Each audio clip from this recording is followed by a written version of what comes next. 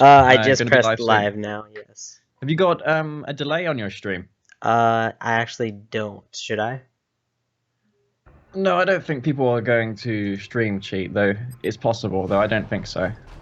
Well. Oh my god, Cold Hunger. Holy shit. This is like premature finals already. If you don't know already, Cold Hunger is the guy who's been beating everyone in the game, and we don't know who it is. He's unknown. Hmm. So we refer to him as the god. The god. Okay. Yeah. The question I'm is, just has going he to for fought Phoenix. Bikerish yet? No, because Bike hasn't been on, but he's been beating some current high-level players like myself, One Vision, and others. Right, right. So which game are we going into? We're going into the one with Phoenix and Cyber. They're starting on Downtown Dust. Alrighty.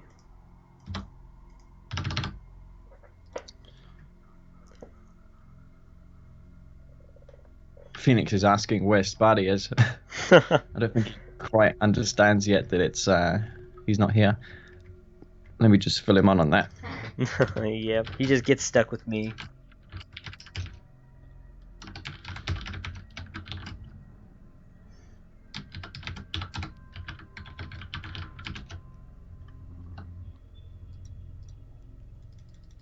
These guys going to pick their spots, or are they just going to allow it to be randomly allocated? Normally they 'Cause have it random because they presume that it automatically fixes it, which it doesn't.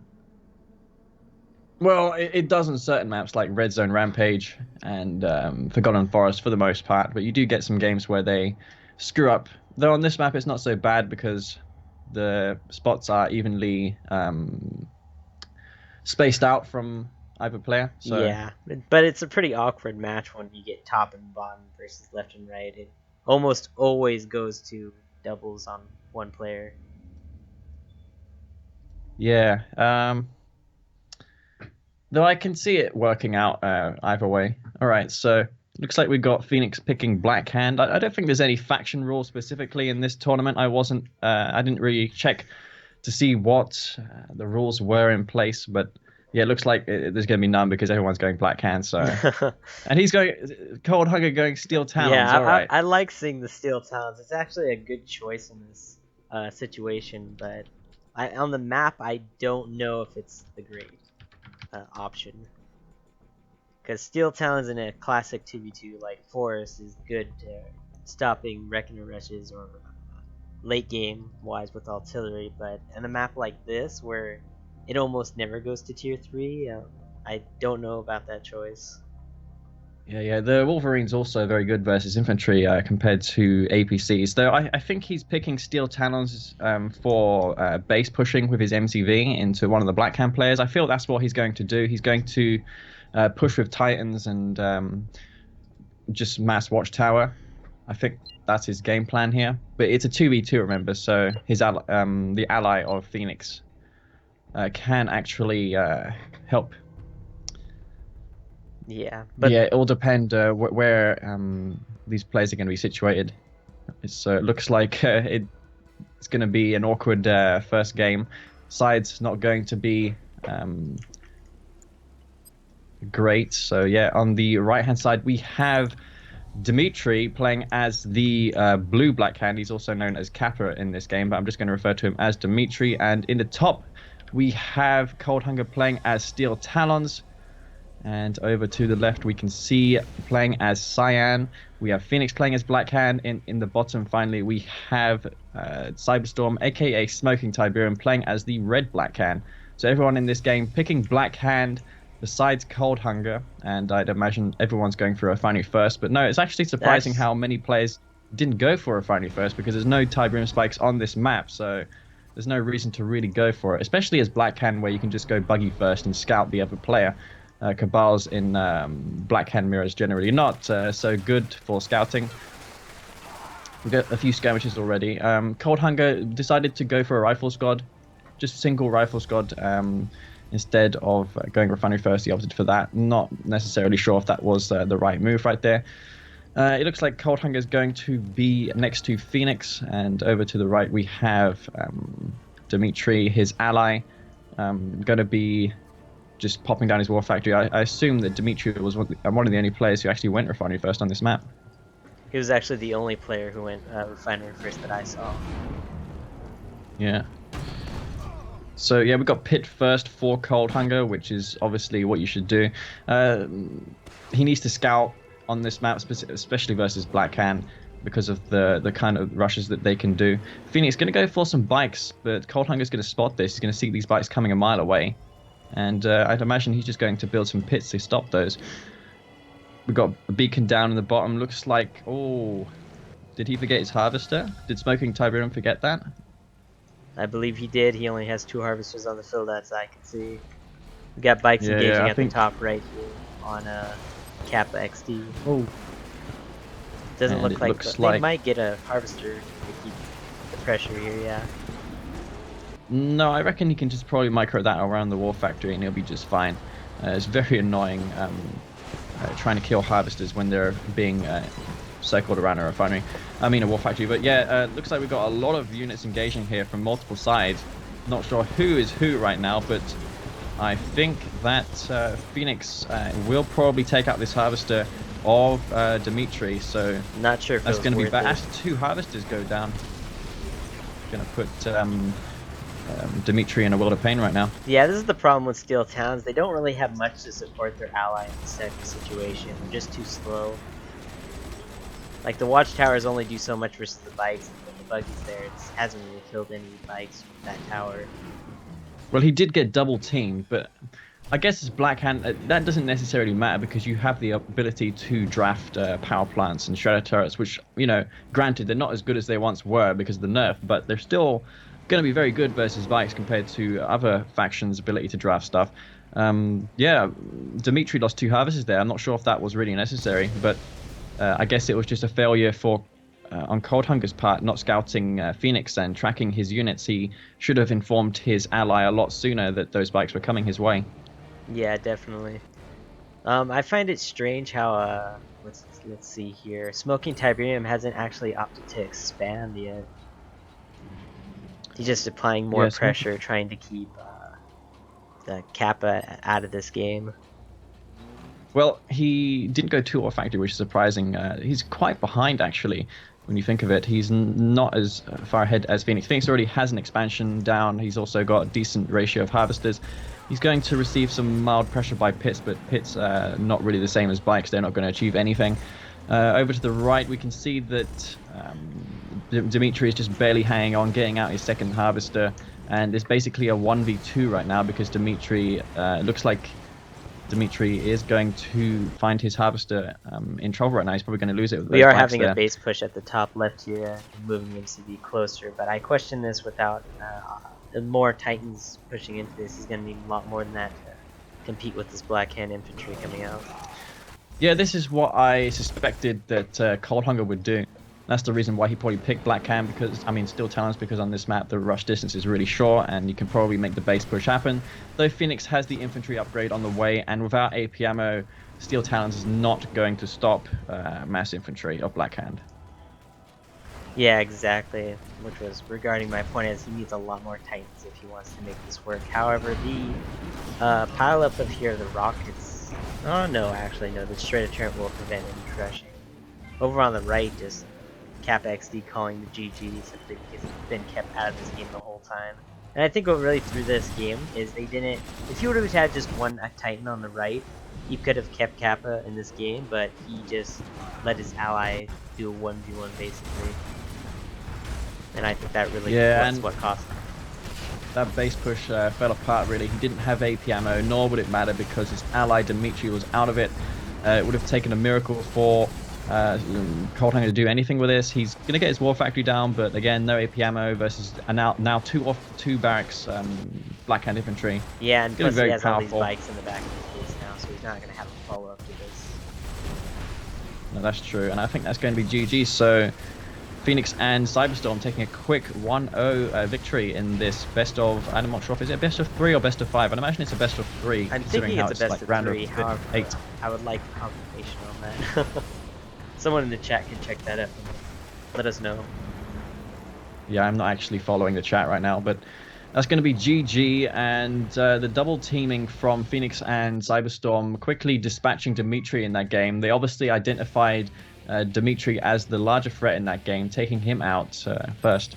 Yeah, if you look at the resource graph, Cold Hunger was just just ahead of everyone this whole game, and it would have been enough to keep his ally to defend him, but there was the failure of teamwork on that part.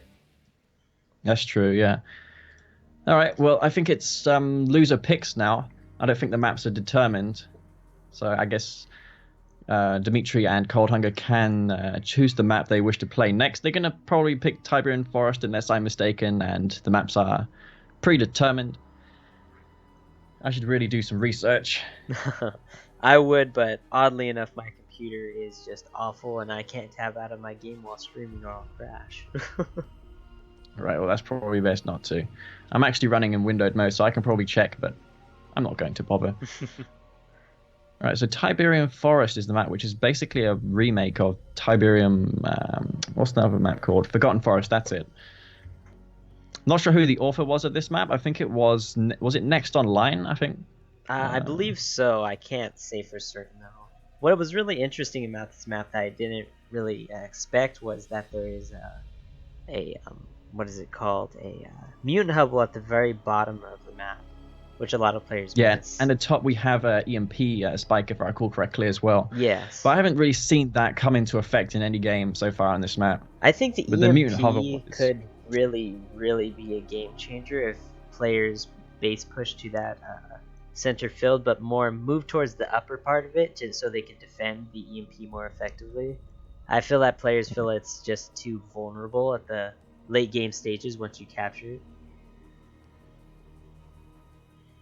I'm not sure what he's doing if he's deciding to pick another map. I guess everyone's comfort zone is Tiberian Forest and Forgotten Forest, so it's not exactly going to give Dimitri and Cold Hunger an advantage picking this map because everyone's already used to it. So I think Phoenix and Cyberstorm will be quite happy about this map choice. Yeah, agreed. And I see that the Steel Talons and Black Hand is gone off the table, so I don't believe you could pick the same faction twice.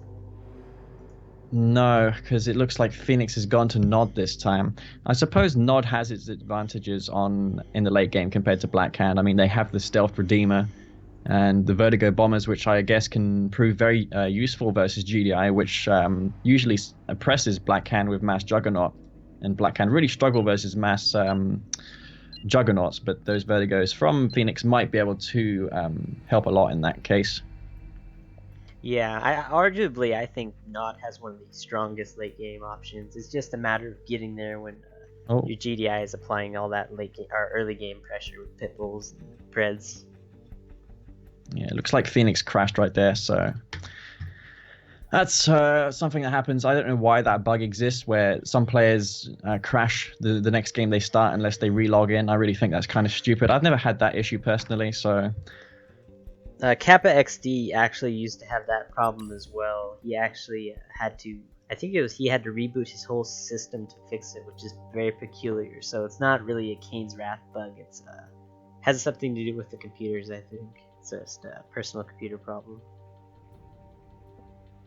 Yeah, I really don't know, honestly. I can't really tell you what it is or what it's caused by, but I know that many players do experience that. All right, so yeah, going back to the matchup, we got Blackhand, Nod, and GDI. Cold Hunger picking GDI on this map, which is pretty good. I mean, a Juggernaut's again very good versus Blackhand. The Marv is obviously great for contesting Tiberium fields. It's actually the best epic in that regard if you're trying to win over a Tiberium field because it just sucks all the Tiberium up, and it's a massive tank that can actually reverse move, unlike any of the other epics, so it can actually shoot and move at the same time. Yeah, especially in 2v2s as well, so it'll be very helpful, especially mixing that with a Redeemer. Having both is really... A lot of people miss that fact, like having 2 Marvs is not as useful as having a Redeemer and a Marv. No. Yeah, the looks like the game is going to begin. Looks like Phoenix decided to go for the top spot, which usually means that he's going to get the spikes, though that doesn't necessarily mean that all the time, but players often get 2 spikes if they choose the top position over the bottom. So let's see if that is the case or not. So on the left-hand side, we have Phoenix playing as the yellow nod and his ally. Just to the bottom of him, we have Cyberstorm playing as the red-black hand. And if we scroll over to the right-hand side, what's happening over there? Do you know? Yeah, we have Cold Hunger as the blue GDI, and if sliding down to the bottom right as the blue nod, we have Kappa XD. And it looks like they're just drafting and taking the spikes as per usual on this map. Nothing crazy so far. Yeah, and it's as I suspected. The top player did, in fact, grab both the spikes for both of these teams. We can see Cold Hunger went for both of them, and opposite we have Phoenix. He also went for both of them, which is quite peculiar because... Okay. We just have a bit of lag there. That DC of Cold Hunger. Yeah, wow, that's quite actually off-putting. Okay, so the top players always grab the spikes on this map, though that doesn't necessarily always mean that, because the MCV of your ally also grants build and ground control to you as well, so you can actually build around your ally's MCV, if you didn't know that. Yeah, exactly. I think it would be smarter to draft maybe 2 barracks to capture both of them faster. However, I don't know if that would be more cost effective, since you can get a ref down with that second barracks in terms of time. Yeah, and it looks like we have Cyberstorm going to go for that buggy first, despite being Black Hand, not going to put any rushes on to his opponent. And what's coming out for scouting for Dimitri's team right now? We have a buggy coming out for Dimitri and his ally Cold Hunger, just going to eco in this game despite taking the 2 spikes. But yeah, generally the nod players should scout on this map because they have the buggy, which is the far superior scouting unit, as it also can clean up Cabal squads and infantry scouts. But yeah, he's going to find that there's 3 harvesters out for Phoenix and also 3 for Cyberstorm, so he can assume there's no rush coming. What's happening we have both in the players meantime? expanding right now, except for one's unpacking. Kappa XD here is placing down a power plant, while the Smoking Tiberium is choosing not to place a power plant and just moving on with this without powering up his refinery, which I question that decision. Yeah, it is actually pretty more optimal for Cyberstorm. The one power plant expand is definitely going to allow his MCV to be expanded first. I can't tell you for sure whether or not 2 power plants or 1 power plant is better. I mean, despite how many games and experience I've got, I cannot answer that question. But I've seen Bike Crush choose to go for 1 power plant most of the time, so I guess that's probably the best way. Yeah, well, Smoking Tiberium, he has 3 harvesters with full loads of tib that can't harvest. That's just painful. Yeah, they're all stacking up that that refinery. That's you should have fixed that ages ago. He's fixing it now. All right, so what's happening? No one's going for anything besides eco right now. I do like the choice of putting the MCV in the middle of the 2 bottom fields here to add defense on the other side of the field, which a lot of players don't really take that into account in late game. No, but he is Black Hand, so he can go for some infantry and scatter them across his Tiberium field. He has one of the best answers to light harassment units like bikes. I mean, Black Hand are basically going to be just fine versus mass bikes.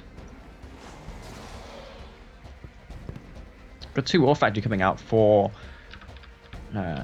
Dimitri right now. Looks like Dimitri's going to omit his refinery, instead going for 2 Ore Factory, possibly to contest the middle blue field. We have a miniature skirmish going on right here, and it looks like there's going to be bikes versus bikes of Dimitri. That one pitbull and buggy going to pretty much decide this engagement because of their tanking ability. I do believe the pitbulls are going to prevail in this fight simply because the buggies are out of position for the other player. Yeah, but these bikes are just so lightly armored. I mean, they need to support them with buggies or scorpion tanks even. I actually think that scorpion tanks would be the ideal choice for contesting this blue field. But no, more pits arriving into the mix of Cold Hunger. Cold Hunger doing a brilliant job supporting his ally here. and he's going to force back this harvester from Phoenix. Phoenix not going to get anything there really, and in the meantime we have Dimitri, who got a partial load of blue Tiberium. I reckon he could have stuck around there because he probably will win out here, but no, there is going to be more reinforcements for Phoenix and Cyberstorm. Cold Hunger may be forced to retreat here, though his pits are a lot better versus bikes than bikes are versus pits. Yeah, surprisingly, both players are going for this dual war factory builds. If you look on both sides of the map, it's nearly mirrored. So some battle of Micro right now for this blue field. As Cold Hunger, I think he learned from last game, he needs to support his allies more. So I think he's really stepping up to learning like each game. Yeah, it looks like Cold Hunger, he's got 2 refineries down and spread them out very nicely as well. So he's pretty much secured versus 1 clicks. We have Cyberstorm and Phoenix who are not bothering to transition from Mass Bike Buggy. Actually, it looks like Cyberstorm going to go for Scorpion tanks now, but yeah, Bike Buggy won't just quite cut it versus this many pits, and these pits are gaining in numbers. We have some bikes up top doing some major harassment, but I think the bikes will scare them off. Getting an awful engagement there for him. Yeah, Dimitri losing out there. I don't think he killed any harvesters, did he? So yeah, he's just going to lose some bikes for nothing, really. And in the meantime, we have Dimitri, who is just continuing to spam out units. So they're not bothering the tech in this game. Neither one of these players has actually gone up to tier 2 yet. These pitbulls are doing some major damage here at the bottom. However, I feel like the infantry is just going to cause them to fall back here because he knows that the bikes aren't going to come to support this. But he did quite a bit of damage. I think he got 1 harvester and a couple of bikes. But I'd still question the cost effectiveness of that. They're beaconing up top here, Kappa X Steve, to capture that EMP spike. So I think that will come into play this game.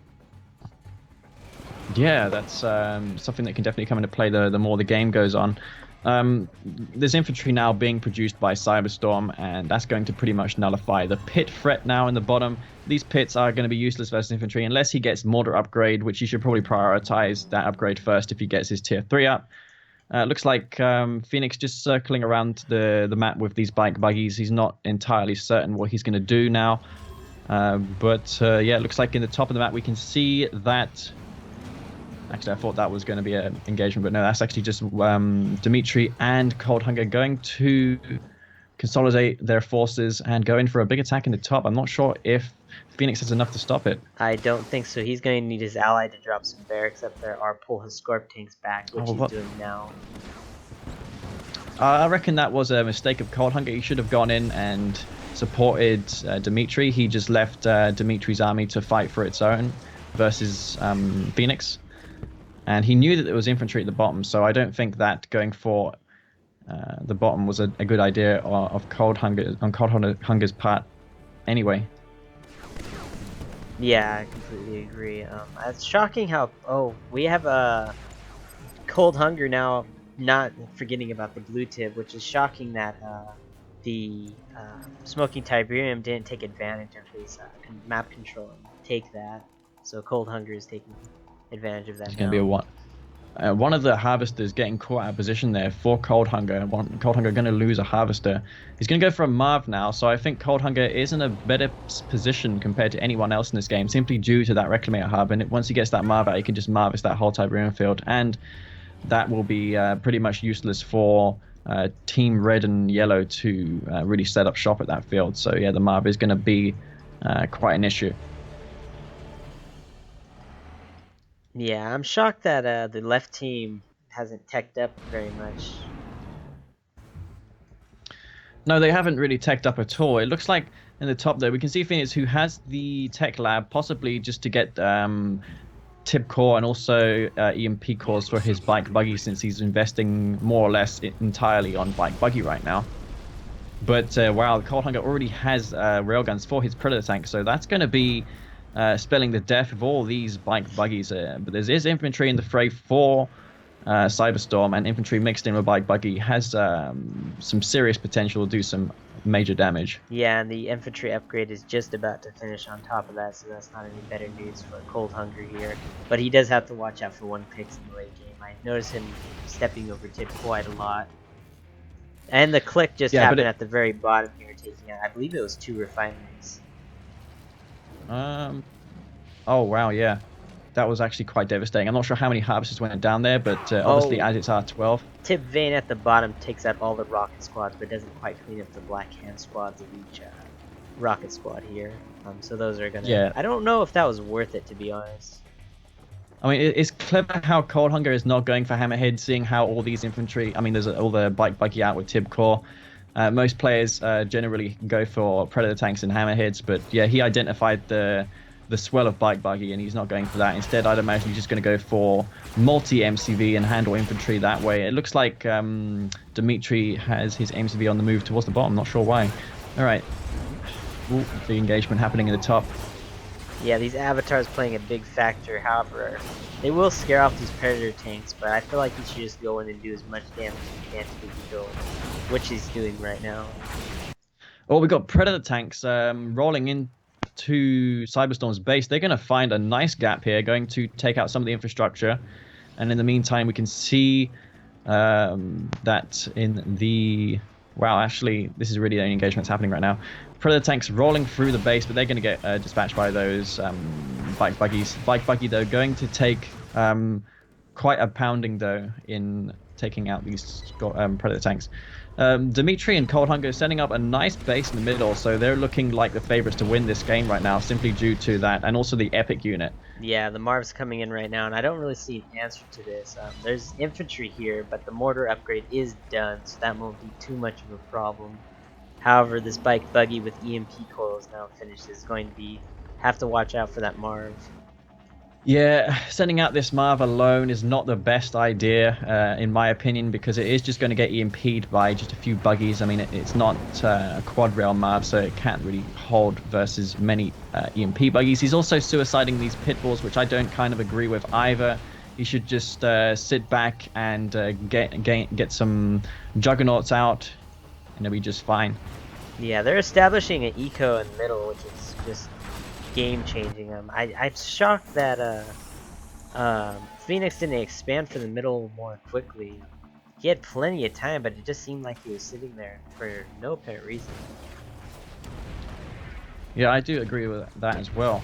Phoenix not necessarily playing all that well right now. He went for mass bike buggy, but I don't think those really accomplished anything, or they didn't really do anything to the economy of Cold Hunger and Dimitri. And yeah, with all those bike buggies cleaned up, I don't see what the problem is going for mass hammerheads. He's going to dispatch those infantry with ease, and these hammerheads now suddenly beg for more bike buggy to be made, which I don't think Phoenix really wants to make because of the Marv right now.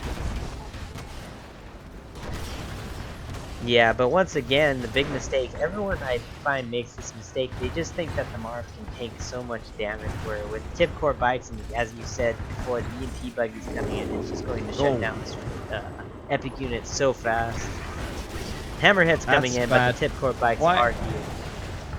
Yeah, that's a big mistake again.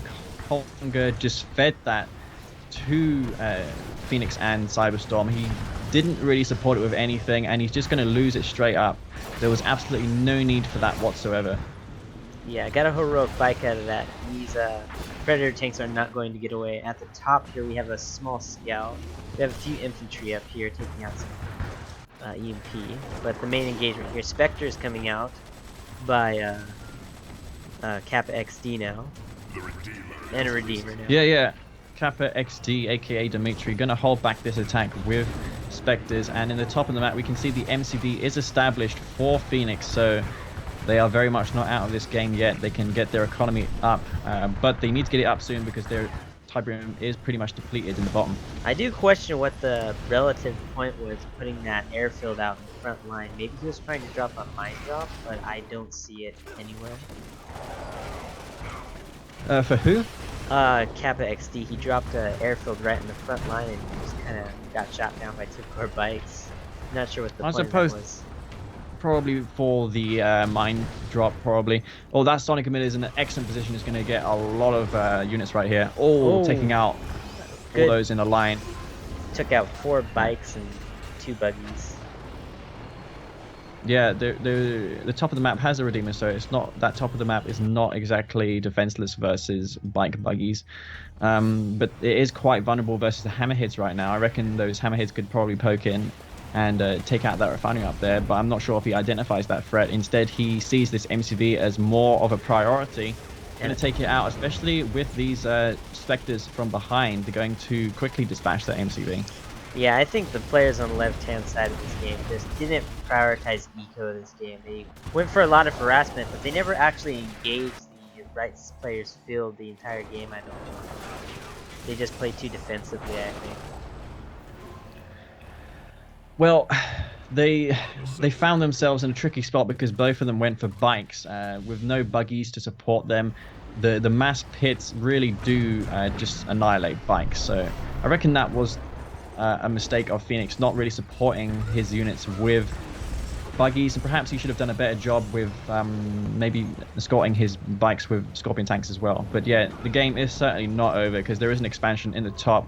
And those hammerheads did take a beating, although they did kill one harvester, I do believe, up there. We do have a Redeemer at the top right-hand corner here. Getting mine dropped on now, but that will put him in his place for just a few moments. But he's done a crazy amount of eco damage up here. I think this is the third harvester he's going to kill. Yeah, probably the third harvester. He's not moving his Redeemer, so I'm not sure if he forgot about that Redeemer or if he acknowledges that he's on top of a minefield. Those mines will do significant damage, of course, if his Redeemer decides to move in that. But yeah, gonna move in some bike buggy to detect those. And with all these Spectres out for Dimitri, you'd imagine that he would make a push right now on this middle top base, as that's where all the Tiberium is right now. He cannot afford, Dimitri and Coldhanger cannot afford to let Phoenix and Cyberstorm harvest that middle field, or it will certainly go towards Phoenix and Cyberstorm's way. Yeah, I like Kappa XD's choice to build up the EMP buggy and wait for the upgrade to finish just outside. So they both coordinatedly plan this out to take out the Redeemer, which it will go down. That's a nice pickup, true. But we have a problem right here, is that his Dimitri's MCV is going to get taken out right here, which is a big mistake. But it looks like these avatars might be getting fed to this Marv if the Marv decides to move in, but at the expense of his AMCV. That's a nice building block, by the way. Those avatars might not be able to get out of that, but yeah, the Spectre's going to destroy Kappa's own base. All right, so it looks like we have double airfield Vertigo Venoms at the top left-hand corner here by Phoenix. He's really prioritizing those right now as defensive. All the Vertigos, yeah. Yeah. It's going to be amazing versus that Marv and the Marv. The Spectres as well. Yeah, they're going to get demolished. But it doesn't look like, he looks like he's waiting for those Spectres to unstealth, I guess. This is looking pretty bad for Phoenix, I'd say, because this Marv is pretty much unopposed right now, and there is two epics at his doorstep, and there's no EMP whatsoever. This is not going so well for Phoenix and Cyberstorm right now, especially with all those Spectre artillery in the back of things doing some major damage. We also have a quite considerable amount of Black Hand infantry with Blue Flame now coming at the bottom here of Phoenix's base and the expansion. But I question the engagement here, as they are all piled up, and that Shredder turns drafting will do a considerable amount of damage to the rocket squads of each group, which is very bad for the left-hand team. Yeah, I do agree, but in the top of the map, this base is pretty much toast. I mean, with that gone, the only salvation that Phoenix and Cyberstorm have are these infantry in the bottom, but that's going to get quickly dealt with by the Shockwave and the Hammerheads, and I won't be surprised for them to be calling the GG soon, with this army pretty much tearing their base up. Yeah, the Vertigos probably would have saved them if they had all 8 of them, but they just simply didn't have an eco. Like I said, they didn't prioritize their eco. Phoenix should have expanded ages ago at that game, but I'm not sure what delayed him. Maybe he was just prioritizing his epic unit over that. Not sure, really. Yeah, that was well played by Dimitri and Coldhanger. Coldhanger, one of those guys who just showed out of nowhere, and he knows how to play the game. You can't really fault him on his strategy that game. He just played really good. He went for the Marv, and no one else was really prepared to deal with it, and he supported Dimitri quite fine, besides that engagement in the top where he should have helped Dimitri with his bike buggy. He decided to go a separate route and head towards the bottom. But besides that, he didn't really make many mistakes. No, not at all. I think he learned from last game that he absolutely needed to protect his ally and like build better communication in that part. As you can tell, there was a lot more beacons that game compared to last game where they kind of just fended for each other. True, true. All right, one moment. I need to do something real quick.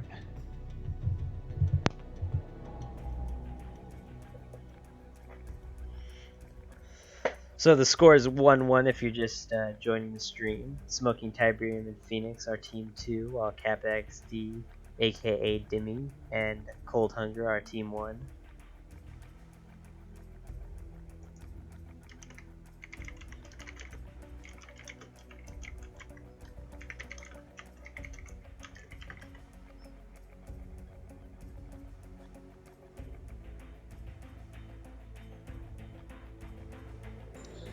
My computer's absolute ass, by the way. Like, it lags so hard in those games.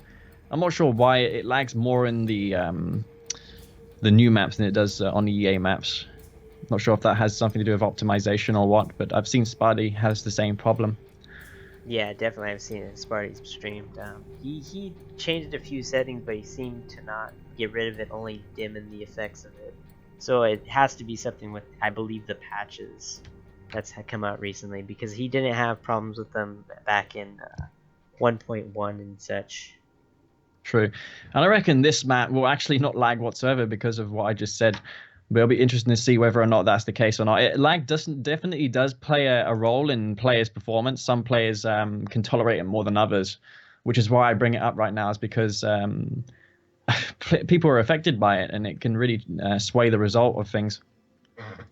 Yeah, absolutely. I know some players who they absolutely will not tolerate lag at all, because a lot of players argue that it just, when you see a flame tank or when you see bikes, you could prepare for it more quickly and you don't have the rushed mindset as when there is no lag at all.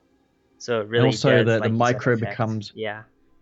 the micro becomes really hard as well in these lag engagements. All right, so map is going to be end of the line. And this is Phoenix and Smoking Tiberium's choice, aka Cyberstorm. Faction's gonna be switched up a little bit. Smoking Tiberium opting for that GDI, possibly to support Phoenix with. Wow, he could do all kinds of things in this map, like Predator tank spam. He could probably even do a base push as well, because both teams have to move to the middle to expand. There's all kinds of things that can happen here. Yeah, but definitely on this map, I've seen some players go for beam cannons on this map, believe it or not. They're actually very good if you can support them with good GDI, Predator tanks, and AP ammo towers to contest the Black Hand infantry. Yeah, and I've seen a lot of orcas as well do a lot of damage as well before before that team decides to expand. They go orca and try and kill some harvesters. That actually can work as well. But we've got to see what these players have in store. I'm sure they're in chat right now discussing team strats. That's what this delay is. Yeah, plus a lot of players are still confused with the team factions and maps, so they might be checking up on that as well. Probably not keeping track themselves of what map to play next and whose score is what. Yeah. Speaking of score, it is 1-0 for Team Phoenix versus Team Dimitri. I'm just going to call it from now on. And I'm not sure if it's a best of 3 or best of 5. Did you find that out or? I was unable to find that out simply because I cannot tab out of my game. All right. Well, I can probably assume that it's a best of 3 because, according to the past first rounds in tournaments, have generally been best of 3.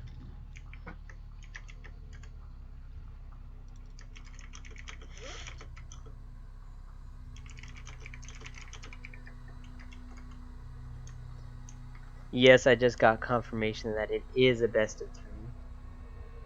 All right. Okay. So yeah, unsound investment. All right, that's more of a safe zone, I guess. Yeah, on this map, End a of the lot line of is a bit players weird. argue it is a 1v1v1. It really isn't a team effort, which I disagree on. Well, on this map, surprisingly, it's very good for double teaming one player because it's very hard for your ally to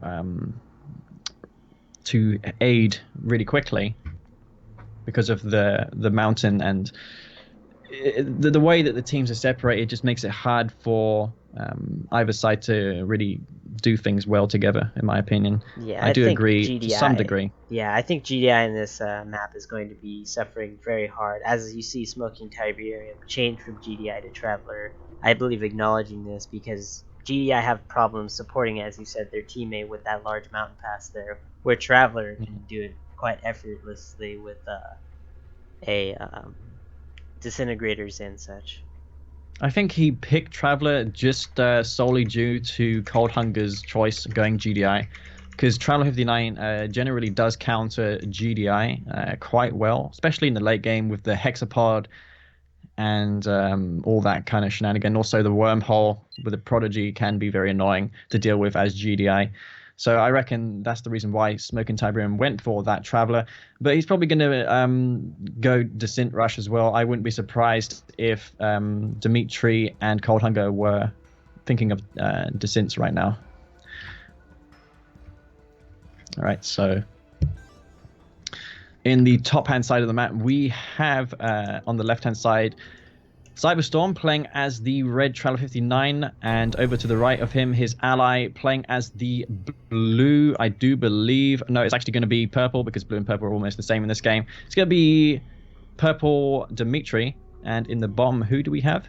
We have Cold Hunger as the orange GDI faction, and sliding over the bottom left as the purple Black Hand, we have Dimmy, aka Kappa XD. And Demi is going to be taking both the spikes at the bottom right. All right, so interesting. I suppose Black Hand are one of the factions that can benefit more from the spikes due to their spamming capability. But yeah, on the right-hand side of him, we have Cold Hunger playing as the orange GDI. And if we scroll up to the top, let's see who's taking both of the spikes up there. They're going to share them or what? Looks like Cyberstorm going for both of them. He's also opting to go for Disintegrator Rush, which is not really surprising. I'd imagine that Cold Hunger and Dimitri would have been expecting it anyways, because Traveler 59 generally does mean Disintegrator Rush 9 out of 10 times. On So the yeah, top it'll be right-hand all down. corner here, we have a Cold Hunger who secured the top spike on the right-hand side. And I believe the Traveler player will be going, which is Smoking Tiberium for the other spike. So even spike ratio here for both players, teams. This is looking good for Cyberstorm because he has 3 spikes. He managed to grab that spike in the middle as well.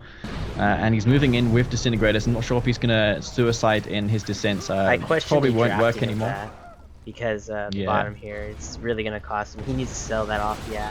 That Black Hand spot will be more than enough to fend that off. Well, he did force the cancellation of the tier 2, which is quite a big deal, actually. That Flame Rush is pretty much going to be negated. I'm not sure how far that was off from being finished, that Flame Tank, if he had one in production, but yeah, that's definitely a big deal. In the right-hand side, we can see there is a Black Hand squad. Not sure if there's a Reckoner or a Flame Tank out and about, or if Shockingly, he's just there's faking not, and there's actually 2 bikes in the middle of the map. I think he's opting to go for it, but he didn't have the 3rd bike, so he's just kind of uncomfortable whether he wants to go in for that or not. Maybe he just wants to flame down this spike, or maybe he's making what do you call it? Cold Hunger believe that there's a flame tank coming, so he's just going to fake it. Those descents still causing problems. Oh man! But the Flame And Rush, he actually opted to go back for the Flame Rush. I guess that would be good so he can make use of that Black Hand squad. However, I personally think it would have been a better option to Eco at that point. yeah, and the longer this goes on, the more time Cyberstorm is going to be given to get his eco back up in this game. When he gets that second refinery, 4 and 2, he's going to be in a much better position than Dimitri over here, simply due to the fact that he has 3 spikes under his control.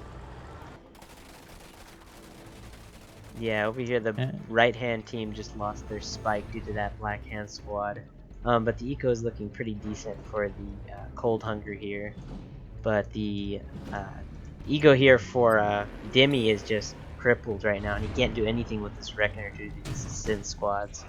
A lot of players would stack those descent squads for a Harvester, but the damage it could do to Black Hand players who are going for rushes is too invaluable just to toss away at this point. Going to be engaging that. Oh no, the garrison building was going to be scaring him off. But he's opting to go Oh, for on the left-hand more side. disintegrators. Left-hand side, the flame tank is going to get disposed of. So that flame rush not really doing anything. Phoenix is actually there to support Cyberstorm getting rid of those. And Cold Hunger hasn't really been able to do anything to Phoenix. Phoenix is actually in the base right now, possibly there with pits to kill the Harvester spawning from the third refinery. Cold Hunger is going to probably delay his eco because of that. And yeah, the Descents are moving over to the right-hand side of the map for Cyberstorm, looking to maybe put some pressure onto Cold Hunger, who has less of an ideal response to disintegrators with watchtowers compared to the Shredder turrets. Shredder turrets generally are a bit weaker versus Descents. But yeah, Cultist now out on the field for Cyberstorm. Possibly he made those 4 mass flame tank, but I don't think Dimitri went for more than 1 or 2 flame tanks. Dimitri is quite far behind in economy, but so is Cyberstorm because he opted to go for the cultists, and those aren't going to do very much in my opinion. Oh, disintegrators coming to the bottom of the map. Gonna go for harvesters. I would prioritize harvesters over anything else right now. His ally Dimitri needs to be throwing down shredder turrets right now, or these harvesters are all going to be toast. Oh no, that's going to be 1 harvester down. If I was Cyberstorm, I'd be definitely prioritizing the harvesters right here. All these harvesters are pretty much dead meat. And that's looking like Cold Hunger is going to be out of this game. I mean, I don't see how he's going to recover from this great of a loss. Yeah, the top left hand as well, the Reckoner got completely shut down by cultists. Even when evacuating the black hand squad, he had 2 cultists, which is prime for taking that out. That's true. And it looks like we got some bikes in the top of the map trying to do some damage, but they weren't able to really kill that harvester. Those cultists really doing work. And the black hand squad getting captured, going to be sent back to Dimitri. Nothing more infuriating than dealing with your own units, of course. And there is mass bike buggies out, which of course are going to be forced by Dimitri to handle the cultists. I don't suppose he would have necessarily wanted to build them because of Phoenix over here being black hand. I mean, bikes are preferable, but yeah. I question the sending out these pred tanks with no anti-infantry versus black hand. He knew he had bike buggies, so he should really be pulling that back to defend versus that. And these disintegrators just coming in to finish up the GDI player, knowing that he doesn't really have an answer to this without APM. Yeah, he should have definitely gone for an airfield. Actually, he might be going for one right now. But yeah, he's I'm surprised he's not going for that MCV. Oh, that's a nice mine job. We might be able to get some of these disintegrators, but no, Cyberstorm. Too good for it. Going to micro around those. In the meantime, we can see a massive swell of disintegrators being built by Cyberstorm. He's making descent over economy right now, which is really weird, but I guess he's just capitalizing on the fact that he has 3 spikes and he can go on 2 refineries for much longer. Yeah, I question the choice of going mass buggy versus this disintegrator squad. I think he would opt to go for... Oh, I guess he can't. Oh, flame tank. Oh. That could have been really bad if with the support power working against him in that engagement, actually. Well, he had the cultists there, but he didn't have them in position, so I reckon he would have been fine if he had microed that. But yeah, Cold Hunger on the back foot here. He doesn't have AP ammo, and he desperately needs it versus Phoenix, who is Blackhand and has the Black Disciple upgrade. Speaking of Phoenix, he's supporting his ally with rocket squads. Cyberstorm really needs to make an effort in establishing his economy because we have Dimitri over here who has an expansion down.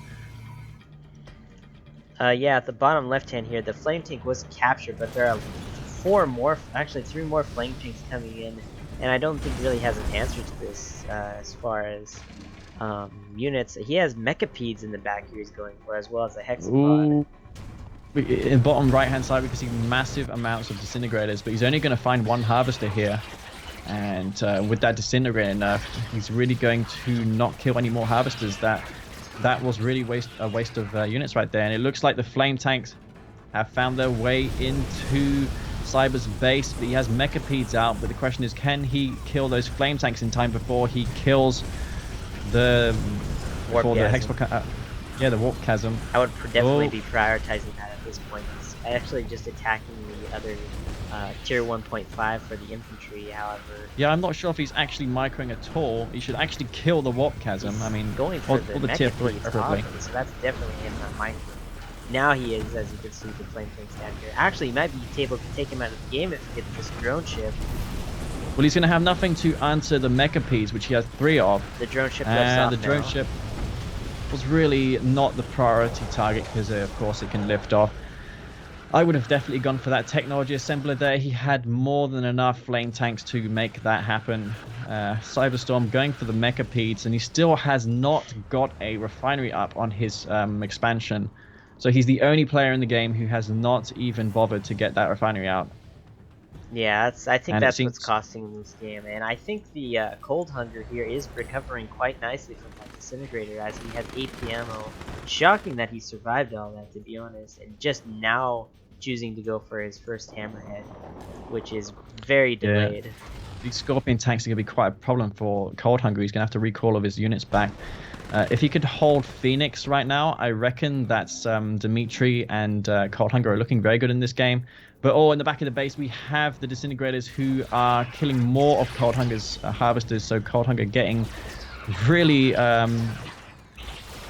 he's getting so much damage dealt to him. But yeah, these Hammerheads need to be watching out for these Mantises. These Scorpion tanks are going to be pushed back, though. Does Phoenix have a tier 3? It doesn't look like he has. Flame tank in the back of Phoenix's base. Going to take out one of these refineries. I'm not sure if he's paying attention to that right now. He's probably elsewhere right now. And Actually, it looks like, he might even get Dimitri. the War Factory. He's not answering this at all. I don't think he realizes it yet. Yeah, the War Factory going to get taken out. Wow, that's going to limit Phoenix's production. And Cold Hunger looking really good right now. He's going for mass hammer hits. As long as he can hold a little longer and Dimitri can defeat Cyberstorm in this game, he's going to be quite fine here. And still, Cyberstorm has no eco. So I feel like if Phoenix's mistake was game, he didn't try to finish Hunger off soon enough. He just let him keep building up, only relying on his ally to apply that descent pressure with no follow-up. Yeah, I mean, Cold Hunger lost a lot of his infrastructure. I mean, he should have been out of it by now, but Phoenix didn't strike like you said and finished off Cold Hunger when he was in a weakened state. But there's going to be an engagement here, and the Mantis are not in action. These Dozer Blade Scorpion tanks looks like they will have enough to dispose of those. Does he have tier 3 Cold Hunger right now? No, he does not, so no Sonic Emitter going to be coming down, but I reckon with the AP Ammo Watchtower support, that will be enough. And the Bike Buggy coming in the top, but no, Dimitri has second thought. It's going to pull back for some reason. I question that decision. I think he's in the fear of this. That's massive. All these tanks going to get slaughtered now by the Hammerheads. There's no anti-air here whatsoever. That's a lot of dead Scorpion tanks. Cold Hunger should definitely go in and kill as many tanks as possible before Phoenix has rebuilt those Mantis, which I guess he will have more on the way right now. He's probably go for Tib Core before any other upgrade, or maybe that was just charged particle beams. He has nothing to really utilize that, though. Yeah, Dimmy Hexapod here going on the bottom left-hand corner here. Mechapedes are going to be taking out these harvesters if they're not answered, and these are full blue-tip harvesters, except for 2 of them. I don't think he's going to get those away. I'm surprised he doesn't have the Tib Core upgrade yet. Dimitri should have definitely got that a long time ago. I mean, he was on tier 3 for a while. He still is, and he's not choosing to upgrade it, oddly enough. He has his Redeemer out, though. As long as he micros here, he should kill these Mechapedes. I mean, Cyberstorm isn't doing a great deal, a good job microing those. Hammerheads doing some damage there. I don't reckon the Storm Column was really worth it in that situation. You already saw the Hammerheads pulling back when he dropped it, so really kind of a waste there. And Dimitri just allowing Cyberstorm to recover in this game. Cyberstorm got 2 refineries out, but he didn't spread them apart, so he's going to get them one-clicked if Dimitri is latched onto that. Again, Scorpion tanks coming in without support, no anti-air here. Mantises are well out of position, and he's going to pay for it by losing a few of these tanks. In the meantime, we have the Hexapod on the bottom left-hand side. Yeah, the Hexapod, definitely. This Redeemer should definitely raise this Hexapod when it gets low so the base doesn't work or you can't teleport it. He just EMP'd his buggies, by the way. He should EMP it right now. Okay, it's going to get teleported back. Well, Dimitri really has to do something happen, needs to make something happen because of the Hexapod. If it does this all day, Dimitri's going to find himself to be slowly losing this game. But yeah, can Cold Hunger hold on for much longer? That's the question right now. Yeah, I think the biggest problem here is if they get Smoking Tiberium here to get all this Tib, it's gonna just be the game right here. That if they have this Cap or Demi, I should say, has to stop that from happening, or else this Hex Lane combined with all this Eco is just going to be a steamroll once he gets some tripods out. What Dimitri should do right now is he should go into Phoenix's base. There's nothing in Phoenix's base to stop all those bike buggies. I mean, he could just kill Phoenix right now and give Cold Hunger the chance to kill off Phoenix, but yeah, these Mechapedes, I guess, are just forcing back the bike buggy. I feel like he's just core... fearing the Hex Lane right now. He's too afraid of it with all this infantry and bike buggy. Even he has the force, as you said, but he's just there's a fear factor involved with Smoking Tiberium right now. Oh, that was a nice EMP right there. He's going to kill. Oh, he just used a phase. Well, that phase can actually be costly because this Hexapod now cannot be phased. So if it gets low on health, it's probably going to fall. All right, and those mechas will escape though, so I guess that's one thing. The only Tiberium left on the map for Dimitri to harvest is, of course, that blue tip, so it's his priority to ensure that he can secure that. The Redeemer is now out on the field for Phoenix, so Phoenix is looking quite comfortable versus Cold Hunger. A little earlier he didn't seem to be, but now he is. Cold Hunger doesn't have very much in the way of harvesters right now. It looks like he only has one single harvester, so he's pretty much not looking too great here. Dimitri, again, he had the opportunity to finish off Cyberstorm or Phoenix with his bike buggy, but he chose to sit around too long, and I reckon that's the reason why the game is as it is right now. Yeah, once again, Cold Hunger, I think, overstepping with his Marv quite a few times in the last game, as well as this game. He had his Marv almost where those Scorpion tanks were, and just had to pull it all the way back out of position. He really never puts his main force with that. As you can see at the bottom right here, Demi is choosing to finally engage with his... No, he's pulling back again. Yeah, it looks like Dimitri finally going to attack Phoenix here. And this army is massing up in Cold Hunger's base, though it is kind of out position versus the bike buggies. Dimitri reacting a bit too slowly, and Cyberstorm still has Tiberium at his disposal, so he can still make units, and the longer this game goes on, the more Cyberstorm and Phoenix are looking favored to win here, solely due to the fact that one of these players is Trial 59 and he can endlessly recycle this Hexapod. Yeah, exactly. It's just, I think Demi is the only player right now that is just, he's in the position where he could change the game, decide whether he wins or loses a team aspect, because as you could tell, as I said before, the tripods are starting to come out from the Traveler 59 player. When they get tripods out with the Hexapod and the Descent's follow-up, it just... Oh, that tip vein though, I did capture that. All these Scorpion tanks going to be falling down to that except for one. The question is, does Phoenix have his own tip vein to answer these bike buggies? Because if he does, that would be definitely game over. Oh, does he have EMP? Dimitri, Dimitri, do you have EMP? Yes, you do. What you're doing? Come on, EMP it. Oh, he has so many buggies for this. Yes, now he just realized it. He's going to EMP. Yes, he's going to EMP all of them. EMP. Dimitri, come on. Oh my god. This is painful. Okay, there it is.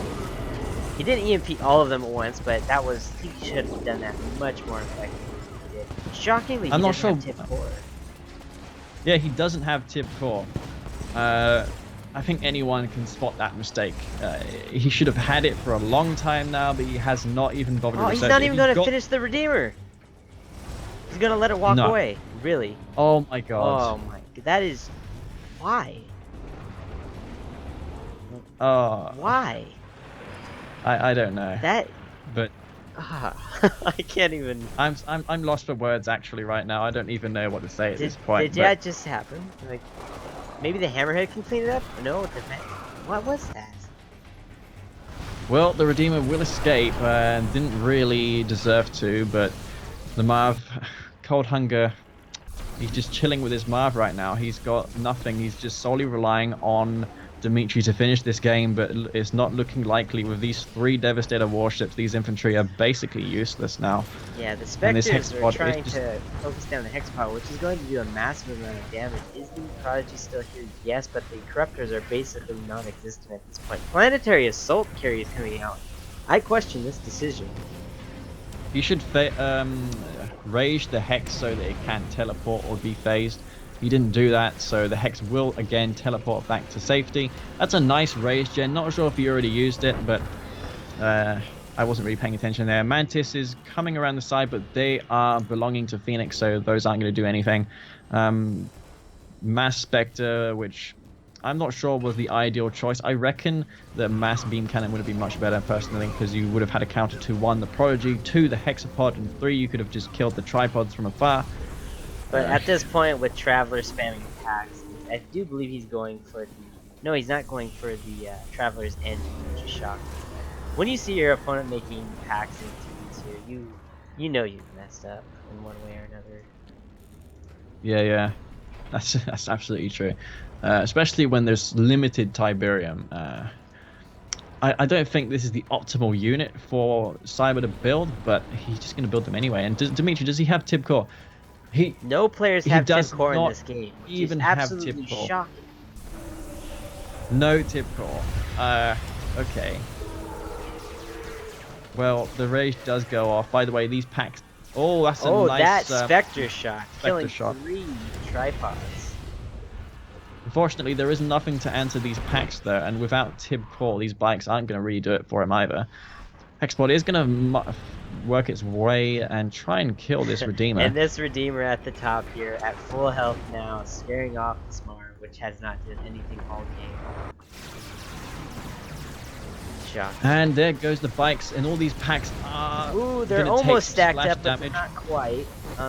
Oh my Devastators God. actually are an answer to these bikes if they can get some good shots off power move. They are choosing Yeah, I do agree. You should actually use the Ion Storm.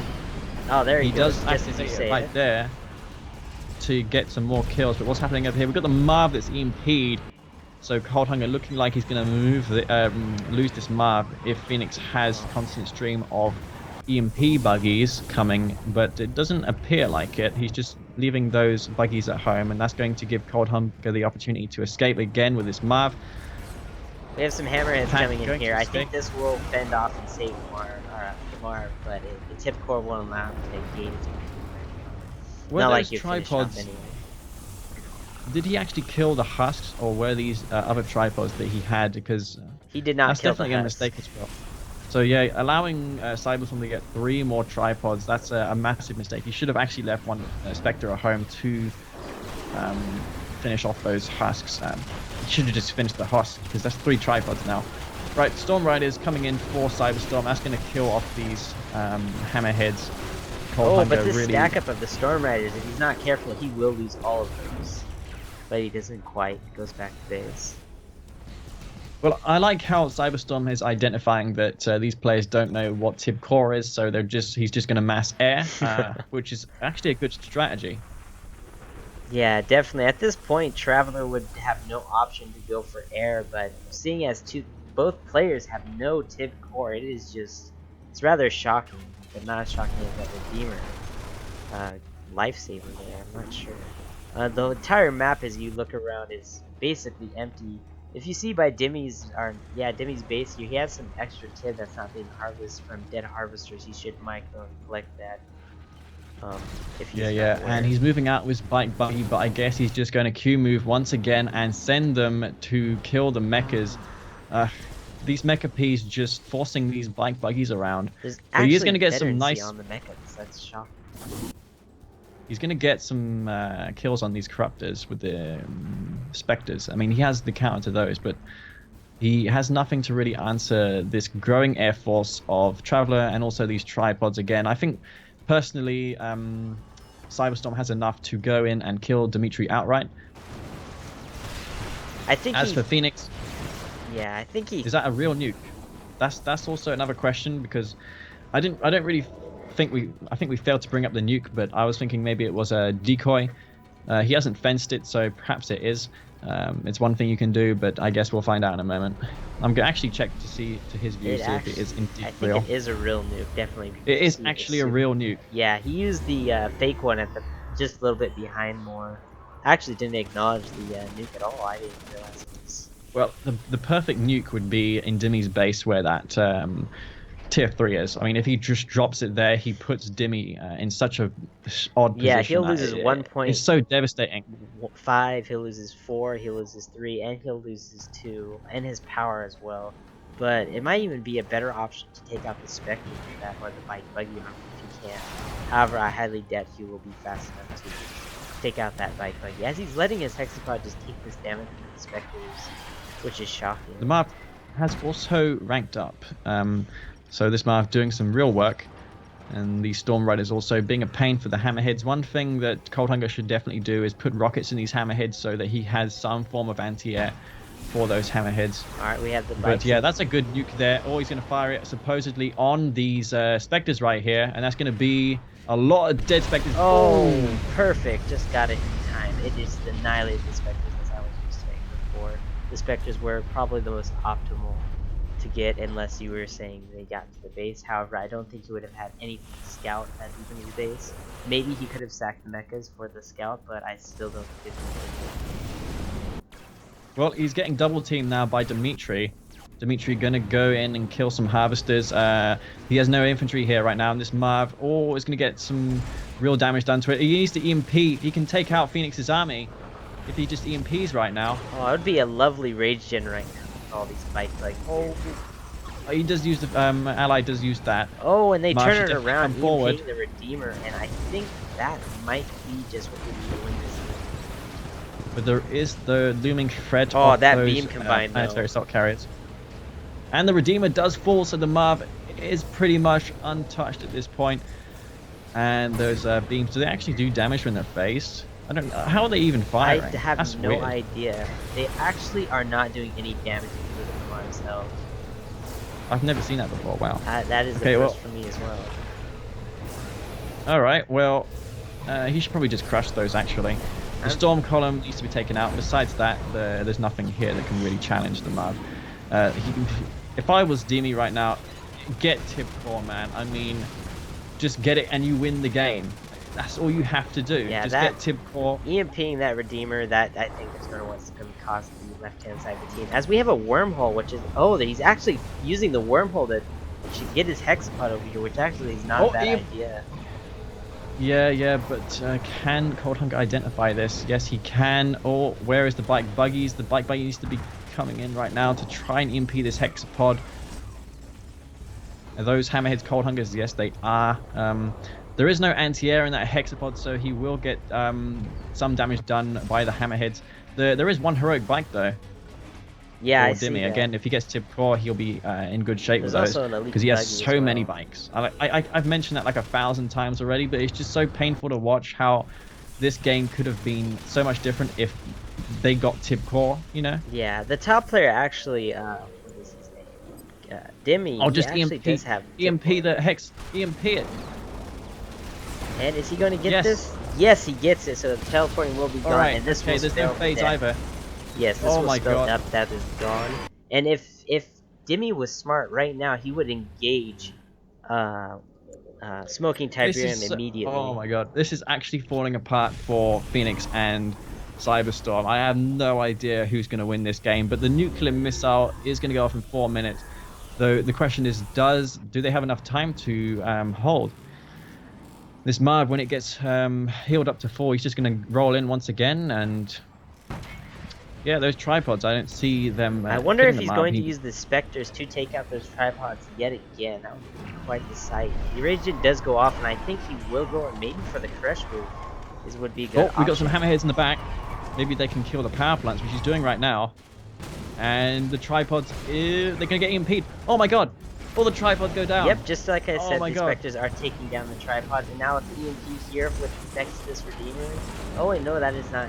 That's his Bike Buggy. Oh my god, Yeah, I this is can't just believe this falling is actually apart. happening. This is How? I This game is so back and forth, I just don't believe it right now. I- Despite the mistakes, I just... It's been somewhat of a roller coaster ride, hasn't it? Yes, it has, especially with the Redeemer as well as these EMP mistakes and letting the Redeemer go. And Oh, the Prodigy nuke, goes the Prodigy down. go down. Yeah, just seen that. I Cold suppose Hunger. Smoking Tiberium could bring this back if he takes out Dimmy right now. However, if he doesn't do that, I don't see him making a comeback in this game, as Phoenix is basically out of it. We got... Dimmy's going Tib Core. Oh my god. What? I don't believe Tib it. Core? What is that? He's going Tib Core. Oh my god. He finally realized. Damn. Alright, and this Marv, just put it on aggressive stance, man, and roll over this base. If I was Phoenix right now, I'd just sail, because you're just going to give this Marv experience. Not that there's anything that's going to kill it, of course, because, yeah, there's only a Hexapod out, Wow, and Dimitri actually, has his Redeemer. Nash is actually, Cold Hunger is actually taking these tripod nests back, which is going to be insanely good for the other team. I'm surprised they didn't clean up those hubs. Given his limited resources, this guy has done a lot of damage with his units. Yeah, at this He's point, made I would these hammer sell hits. the Temple of Knox for $2,500. Acknowledge. I mean, of all the players in this game, I'd say Cold Hunger was certainly the player of the game. He's the one who has made the least mistakes of all the players. Which is surprising, because he's somewhat of an unknown player. And to say that he played the best out of all these three behemoths would be saying something, actually. Yeah, the Marv is actually elite now, so we could see that going heroic in the future if he does take out a few more units. I can't imagine it's too far off from that. If I was Cold Hunger, I'd just send this Marv directly to Dimitri, though he has to watch out for the tripod EMP, so perhaps that's not a good idea. Again, if he supports this Redeemer with his Marv, elite Marv, to be frank, really at this point, supporting the Marv with anything at this point will probably win him the game. However, he just has to be aware of if there's tripods, which I don't believe he has a single tripod to do this. He needs to keep these hammerheads near the Blackhand player, because they do cover the sole weakness of Blackhand, and that is not having an answer to the Prodigy. These hammerheads will provide ample firepower to kill that Prodigy, which can be a real nuisance for Blackhand. You also have to take into account that the players on the right have lost all their spikes. Except for Smoking Tiberium, which still has 2 spikes in the back of the base, which that will be making a difference and has been throughout this entire game in terms of eco. Yeah, he's had those for like 20 minutes now, hasn't he? Yes, he has. That's definitely been giving him a lot of income. A lot of questionable decisions in this game by every one of these players, but I think the game will be decided now. I think with this Marv, well, it's actually elite Marv, but if it does get heroic, obviously that will spell the doom of Cyberstorm. We have Hammerheads coming up here. I think he's realized that the spikes are probably still alive, and he's going to go for those, as I just pointed out. Or no, he's actually opting to go down here. The AA battery will scare him off, yeah, so he will go for the spikes. Oh, he doesn't have the shard upgrade. Oh, if you actually click them, he actually has Blackhand Infantry, Blue Flame in these Hammerheads, which is quite brilliant, to be honest. And damage they're doing with Flame is insane. So I would... Alright, well, it looks like the Marv is coming in to support Dimitri here. This scene's kind of reminding me like of Lord of the Rings: Two Towers. Yes. The end of the movie where the Riders of Rohan arrive. Well, that's basically it right now. We've got the Marv here. It's going to save the day for Dimitri. Yeah, these Hammerheads are actually taking down these Storm Riders with the Blackhand Rocket Squad. However, the Slingshot's coming in to save them as well. But once again, you have to acknowledge the presence of these two tripods with the Marv. You could honestly move in with that win. However, I don't see much AA besides the Light Bug here. That's a nice race gen. Yeah, it definitely is. This is GG. I mean, the amount of supporting units here for this Redeemer is basically nuts. Yeah, I just like seeing these Blackhand infantry in these Hammerheads, which is what you don't see often. He also has Supercharged Harbor for being good. If he's not paying attention, he will lose this Marv, and that's something that Cyberstorm desperately needs to happen right now. But he's going to pay for it with all of his Planetary Assault Carriers, and this Marv will likely go heroic as well if it gets the last shot on this Hexapod. No, the face does come off. I reckon if he takes down some Mechapedes with that Marv, it'll also go heroic, but I think these tripods will do that. Once again, these devs are doing a great job in hiding these Bike Buggy and tripods. As you can see, the forces of them dwindling down to only about a dozen of them left in the back here. So those Hammerheads, they desperately need to be on the front line to help this Marv kill the Prodigy, because that's precisely what Cyberstorm has on his mind right now, building one more Prodigy. But yeah, the more units this Marv kills, the closer it's going to get reaching that heroic status. And yeah, that's going to be quite force to be reckoned with. I don't And believe he Court has a. Hunger. Yeah, he only has one corruptor to heal this hexapod, so unless he gets that up to full health, I don't think he'll be able to hold off another assault. MCV is actually pushing out here for Dimmy. He's actually looking to go for a base push. I mean, I think Cyberstorm, I don't know, I don't think he's had a moment of realization yet, but he's lost this game. I mean, there's nothing he can do at this point. So I'm not sure what he's doing. Yeah, He seems to be he's the just type dragging of the player game. to drag the game on till the last man, as far as I've Yeah, seen. I've noticed that also. Though not as bad as Unleashed. Unleashed takes that to He will very play till the last extreme militant and spectrum. outpost. Yeah, Unleashed. He isn't participating in this tournament either. There is quite a few high-profile players in this tournament, Spectre included. It'd be interesting to see how far he gets. He hasn't been on very much lately. Him, Andre, and Panic, I do believe, are playing. Oh, we got Tungsten for Cold Hunger. Yeah, going to be. Yeah, I think they've all just spammed their upgrades. I think they have every single upgrade they can get now. Besides, of course. And that's going to be the end of those Devastators. Yeah, and then with these He EMP coming here, I think after the EMPs come in, he will put the game, or should put the game. Actually, that with the EMP, oddly enough. I guess he didn't get to finish the full animation. Oh, not again! Still. Oh my god. He actually got the EMP off, but it just didn't go. That's actually an elite Mechapede right there. That's been alive since the beginning of the game. Oh, kill it! Oh, kill it! That's gonna give so much experience if you kill that. that. The Marv, kill it, the Marv! Kill it. Oh, it just misses it. Oh, the Mechapede, actually, he's healing it with the Corruptors, which is what you don't see often for Mechapedes. This Marv is just so close to going heroic, it's not even funny. If he kills that at this Cultist point, I would just maybe. send it forward and kill this Hex. I mean, there's nothing besides that Hex. I mean, the Prodigy is without anti-air. That's going to get taken out. Nicely done there by Cold Hunger. And all he can do now is just move everything forward. Yeah, like you said, if he could have done this a while ago, just moved his hammerheads in this game. However, he just delayed it. Well, it's playing it safe. Yeah. And I can get behind that. He's not going to allow anything to go wrong in this game, and that's going to be GG. Which indeed it was, but Cyberstorm in this game, I feel, let his ally down by not expanding a lot earlier. I mean, he did some damage to Cold Hunger, but that wasn't enough. Phoenix didn't have what it took to kill off Cold Hunger in this game, and that Elite Marv pulling through in the end. A nice use of the hammerheads with the garrison inside of them. Yeah, definitely Cold Hunger filling it on the department, looking at the stats now due to that. And if you look at units killed, the amount of units he killed relative to the amount of income he got was insane. 333 units. And he got the least income, so definitely well played to Cold Hunger and Dimitri in that game. Dimitri not so much for not getting Tib Core, though in the end he did win solely due to possibly his ally. He actually had a 3 to 3.37 kill ratio to units, which is shocking in a 2v2. Yeah. All right, I'll be right back in a minute or so, okay? That is fine. I'll let him know.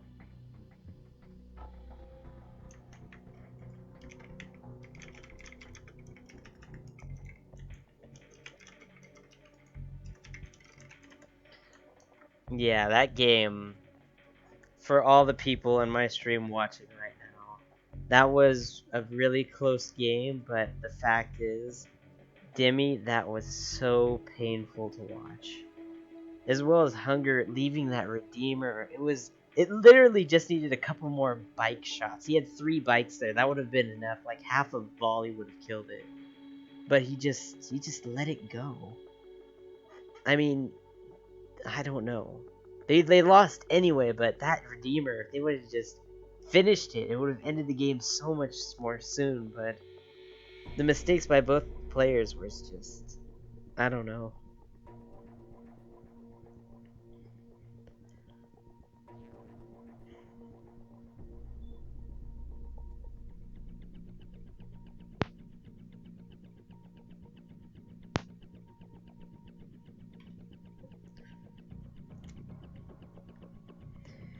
by the way, if you guys want to know the, I believe it was a best of 3. So Team 1 did win, which was Dimmy and Cold Hunger.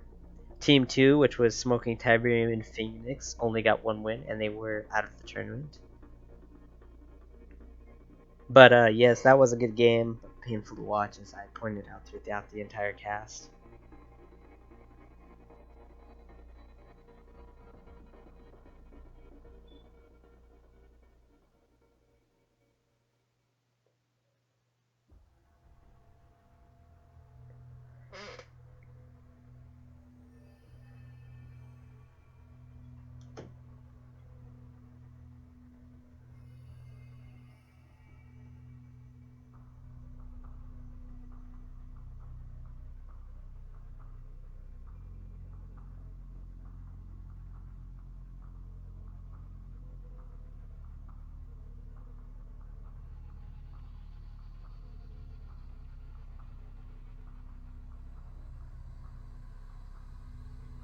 Just waiting for the next game to come up here. I'm not sure who it is versus yet. I believe the other game is still being done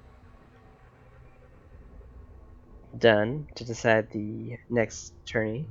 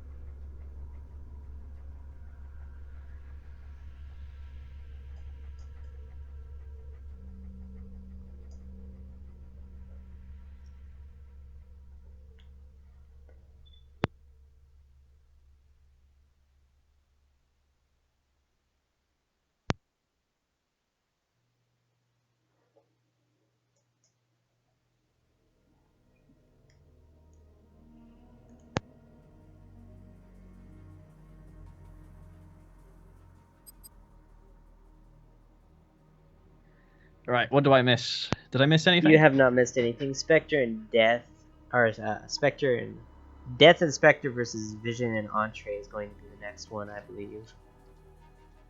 All right, okay. Is this series, did it just begin, or? Actually, I'm not really sure. I just hopped into the game. I will ask.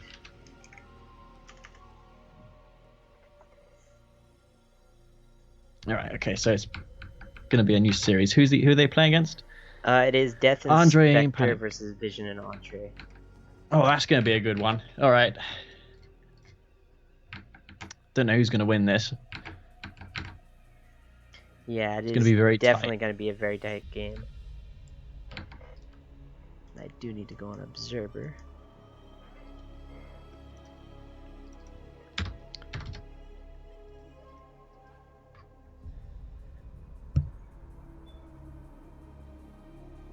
All right, let me check the tournament format out real quick. I want to get clued up on this. Yeah, that'd be the best idea.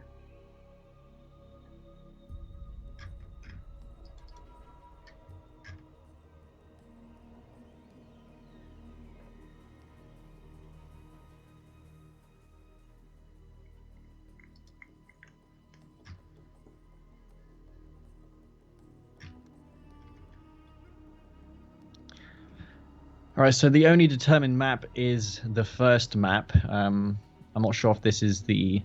Okay, this is the semi-final, so they're going to be playing on Suburban Arena first, and in the finals, the first map will be Tiberian Forest, which is more or less is going to be Forgotten Forest.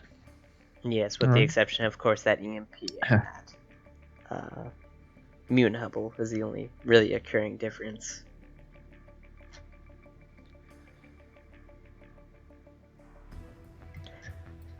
All right, so Def and Spectre deciding to go random in this game, which is a little odd. Not sure if they going to stick with that or they're going to pick them before the game starts. Maybe they're discussing factions right now. Meanwhile, we have Andre in One Vision going to choose their respective factions. One faction that's really good on this map is going for Steel Talons. Yeah, with the rush distance with this, as well as the Behemoth's power in the late game, would be an optimal choice. However, Blackhand would also be good with the amount of area you can click with these refs close together and the distance between scouting such tip fields. Well, the rush distance on this map is smaller than any 2v2 map. It's like a 1v1 map. I mean, it is literally like Tournament Arena, but with just more the size of it. Yeah, exactly. So for that reason, tactics that work on Tournament Arena generally will work on this map as well. So stuff like base pushing with Steel Talons and Titans and man spam all-ins from Black Hand would really do well on this map. So Black Hand, Steel Talons are the kind of factions that you would see shine here. Yeah, definitely. I do question the choice of going Scrin on this map. I'm not sure if he's planning to stick with that Andre or not. Well, Dev tanks can be very good, but against Black Hand, Scrin aren't... Well, actually, no, he's not against Black Hand because his ally's playing Black Hand. No, he's first random, yeah. Right now, at least. Well, maybe he'll change from Scrin to another faction if Death Sentence and Spectre choose anything besides random. But yeah, Scrin is a peculiar choice. I wonder if they've got any team-based tactics in mind. Yeah, you would think that they would, as they've probably been planning for this tournament. But I don't know if they plan to switch up the factions Team 1, and they haven't been really saying anything. No, there is one spike per each player on this map, by the way. In the corner, there is no spikes besides those. There is bunkers in the middle of the map, and a notable thing to add, there is no blue tip as well. Yeah, there is no blue tip either, which is instead of blue tip, we have the fourth player's Tiberium field, or it was converted into a 2v2 map by replacing blue fields with green. Also, well, there's a line of bunkers in the middle of the map, I do believe. I think there's about there is 5 in total.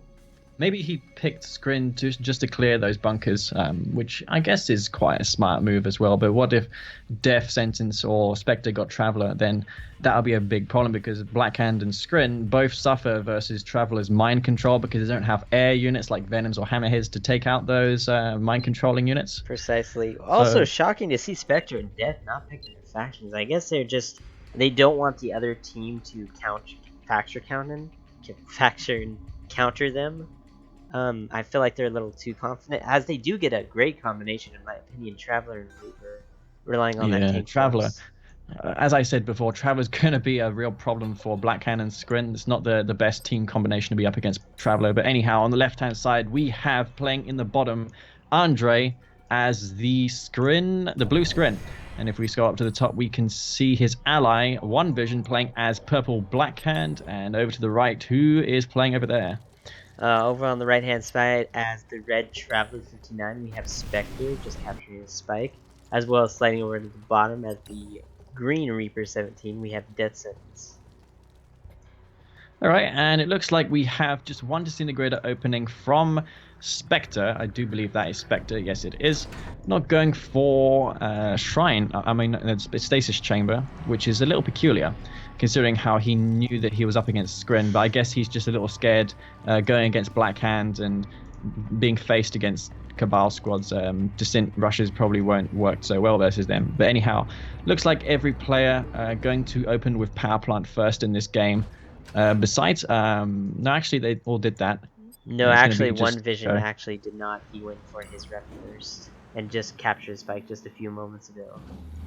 All right, well, that's going to give One Vision an extra tank load of Tiberium over the other players in this game. I think that's probably the more ideal build, personally.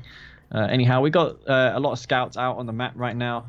Of course, it is imperative for Spectre and his ally Death Sentence to scout One Vision because of Black Hand. So yeah, that's a priority for them right now. Yeah, definitely. The eco looks about even for all the players at the moment. I don't see any relative difference in eco. This buggy is definitely getting a full scout off here, which I don't believe the other team has scouted the left-hand side of the map. Yeah. No, they haven't. I just checked their vision. They actually Our have no base eyes is on them under at all. attack. I don't believe they even know their faction name. Now, there's no need to really expand to your expansion on this map with your drone ship or MCV just because it is that close to you. I mean, you can literally just place a ref on your expansion from your MCV starting location. So that's the reason why we don't see players expand here. It doesn't necessarily mean that they're going for 2 war factories or more aggression. It just means that they're going to possibly expand and not even move their MCV. Looks like Spectre is going for a tier 2, so maybe looking to go Mechapeds, which on this map I don't see working so well because it's just You need a so lot of room for close. Mechapedes to work. Yeah, definitely. Yeah, it just doesn't seem like the map that will work for Mechapeds. Like, But then Forgotten again, Forest would be great with that. Andre is going for eco. If I was Andre right now, I'd go for tier 2 war factory dev tanks, seeing how I'm up against all these Mechapeds, and also dev tanks are really good versus Skrin as well, or Reaper specifically. Yeah, So yeah, it Reaper, would I not think in hurt. this game, if he gets these mass tripods out, I think the left side team is really going to start feeling that. And as you said, the top right-hand player here, Spectre, is actually opting to expand with his drone ship close to that tip field, which is once again questionable, as you put it, as no other player did this. They just expanded in their stationary positions. Yeah, and just as I suspected, Andre going to go for those 2 war factory dev tanks, which is smart indeed. Mechapeds out in the field, they're not going to do too much versus Scorpion tanks. I like how One Vision went for Scorps instead of bikes, which is the counter that people usually make. But yeah, Scorpion tanks are much better because they can tank more damage versus Mechapeds. We actually see a flame tank out here, which is questionable. I guess he's trying to counter disintegrators that might be coming out for the trap player. I think he made that because of the looming threat of the lightning spike. He had that there just so he could clean that up real quick, which is pretty good. Of course, that's going to pose a problem later, having one flame tank out, because that's going to make Spectre sweat a little bit, because if he doesn't see that, he's going to be all over the map looking for it. Yeah, these Mechapedes going to be engaging the Scorpion tanks and taking them out quite easily if he allows them to kite them too easily. Yeah, there is more than enough units here to stop those mechas. I don't see the mechas doing anything here. The dev tanks are going to be maybe sniping the heads of these mechas, which he should avoid those at all costs. One getting sniped one mecha out. goes down. Yes. If the headshots are real from Andre, then this game is looking to be very bad for. Oh, there's a flame tank in the top. Can Spectre see that? He suspects that it might be there, so he's sending his mecha piece back. But the problem with that is that his harvester is now exposed. Andre moving in with tons of dev tanks. Oh, and a no storm cultists caller out coming in the down field. to prevent this, though, as well as disintegrators. I don't think he will know. He will not get a harvester and another. He thinks. Oh no, that just was from the other player. I thought it was There is a tripod out though.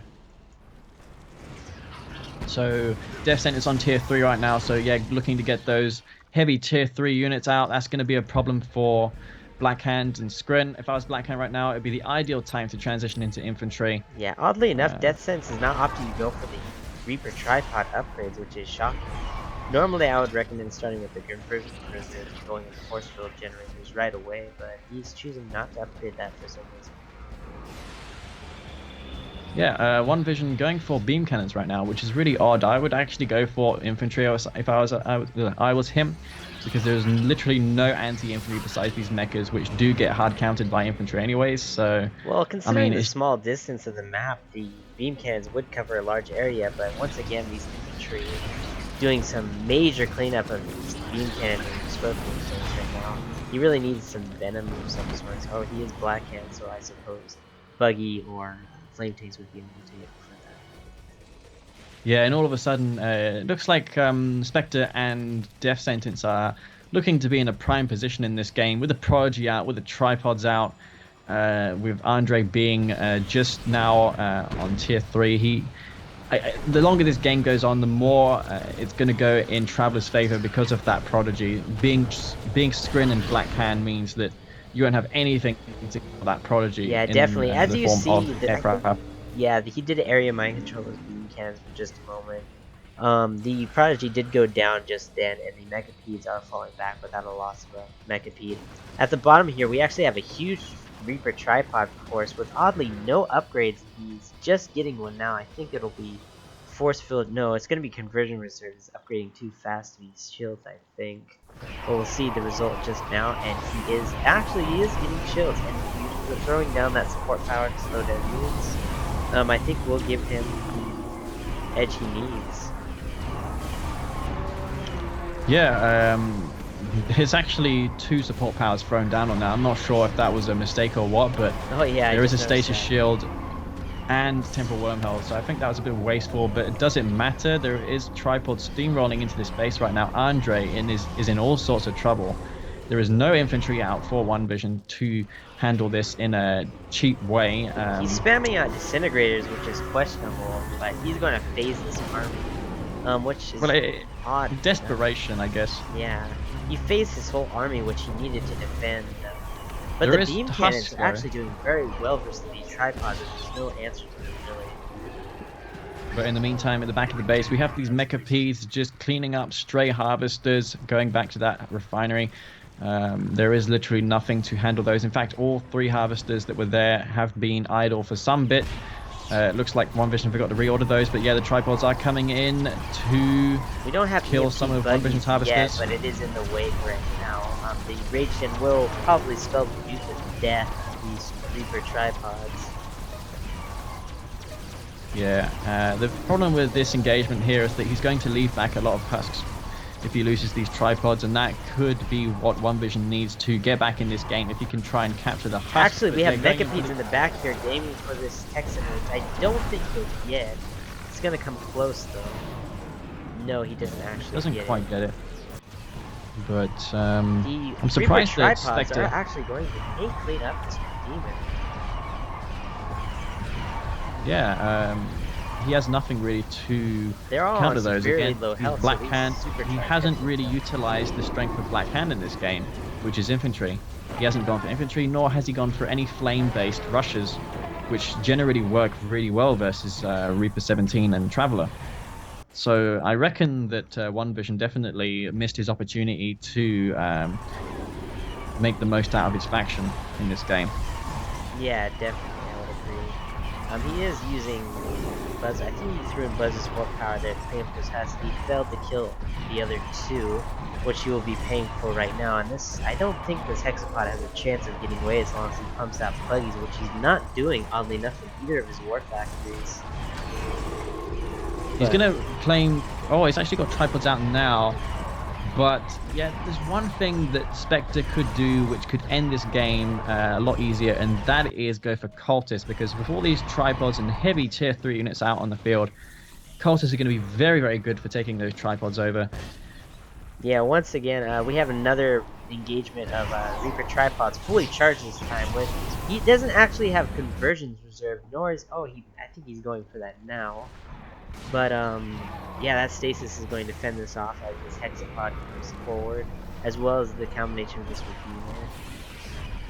Yeah, if I was One Vision, I would definitely be focusing down these tripods instead of the Hexapod that's faced right now. He's got tons of EMP buggies, so he has no real chance of losing this engagement. The phase has We got gone Cultists off coming with out the now. Hexapod, so that's going to be inevitably dead now. Right, what he needs now is buggies, and also he needs anti-infantry for these cultists right now. Cultists coming in to snatch some tripods, but yeah, the Cabal squad's making short work of those. The micro not really on point for Spectre. He could have made something happen there. Yeah, but they're he more did focused not. on the bottom engagement right now with these tripods wreaking havoc on this bottom base. Knowing he can't beat the Redeemer and the Hexapod, he's going to choose to hollow out the base, which is not a bad option. However, once he goes in too far deep in the back of this base, I don't think he can get out. This is a problem because, I mean, Spectre and Death Sentence can't keep this up forever because they're running out of Tiberium. The more units they waste, the more tripod husks they feed to Andre and One Vision, the more this is going to sway in One Vision and Andre's favor, because they still have a lot of Tiberium at their disposal. They're also Spectre and Death Sentence are also gifting these husks as well. Yeah, they're throwing them in the very back of the base, which they have no hope. Oh, these cultists getting all massacred. Oh my god, I that just seen Devastator that. warship. Yeah, a That lot of was people don't realize how devastating. powerful Devastator warships are on infantry once they hit. They actually do a considerable amount of splash damage, as well as I believe they're grenade type damage, if I'm not mistaken. Yeah, and they're gonna get. Oh, they're actually out of position now. Wow, this game suddenly is looking really bad for He Death actually did Sentence not lose and a Spectre. Devastator, surprisingly enough, but he did clean up some husk on the front porch of Andre's base here, so that's reasonable to note. We got 2 epic units versus 1 right now, which is quite an advantage for One Vision and Andre. One Vision now, I guess, needs to go for Tibcore and maybe Bike Buggy, but with all these tripods out on the field, it's really hard for Black It Hand looks like to both players are contest. consolidating their forces at the bottom here for a push. They're trying to take out, I believe they're aiming towards the epic units because they acknowledge that once they destroy both those epic units, this will basically be game. However, I don't see them having, that rage gen was nearly perfect. If he had anything to PMP it would have been great, but it doesn't. Yeah, he needs to get out of there. I question the use of that phase. Really, he should have been. He has the tripod numbers. He could have pushed in and just EMP'd and took out. There's actually an elite tripod there for Andre. Oh yeah, wow! How did he get that? I have no idea. He must have got a lot of black shots on this Reaper tripod mask, I'm assuming. That is quite notable armor and power difference there with that tripod, as he does acknowledge it, keeping it back at home while he moves with his hexapod around the base. The real problem here for Death Sentence is this Redeemer. That's really a big issue because the Rage Gen can decide this game. Yeah. The cultists are also a problem because of all these tripods that One Vision has. If I was One Vision, I would probably move my MCV forward if he has one, but it doesn't appear like he has one. He actually does. One Vision just moving his MCV forward with beam cannons, which is not a bad choice versus this hexapod. However, I don't think it'll fare well versus the tripod. Reaper tripod, as they could just walk forward and really diminish this. I think he has about a dozen beam cannons at the moment. But yeah, like you said, this Redeemer is going to be a big problem. It's not a great rage. That was not a good rage generator because of all these tripods. That Death Sentence was just waiting for that opportunity. And now that he sees it, all these tripods are coming in, cleaning up these disruptors soon enough. But the disintegrators will play a huge factor versus these Reaper tripods. He doesn't really have an answer to these cultists are also going to play a huge factor because all these tripods are rushing in. This is not a good move. He needs to. He's not pulling them back after he hypnotizes them, though. Oh, this is a huge mistake. He's getting. He needs to phase Hex. He needs to phase it. Oh, he loses it. Yeah, and suddenly this is. Oh, there's a heroic tripod. It's now under control of. Oh my god! He gets it back though. He gets it back. Oh, this rogue tripod. He needs to move forward. It's healing so fast. But he does choose phase to phase it. Yeah, he should have used that phase on his. I don't Hex. see him beating these other 6 tripods. He's actually sending some back to get some repairs. Yeah, that's good game right there. Well, like I said in the beginning of the game, Skrin and Black Hand, they got nothing to really kill the cultists, and that was it in that engagement. The cultists were just the deciding units. They were taking the tripods over, and that was just crippling. Yeah, these beam cannons just not wanting to combine, even versus the Corruptor. But this Annihilator tripod for Andre here was definitely the highlight of this stream. Just how often do you see a heroic tripod? Yeah, well, unfortunately, it's not going to be enough for Andre in this game, as he has now got to deal with 2 epic units.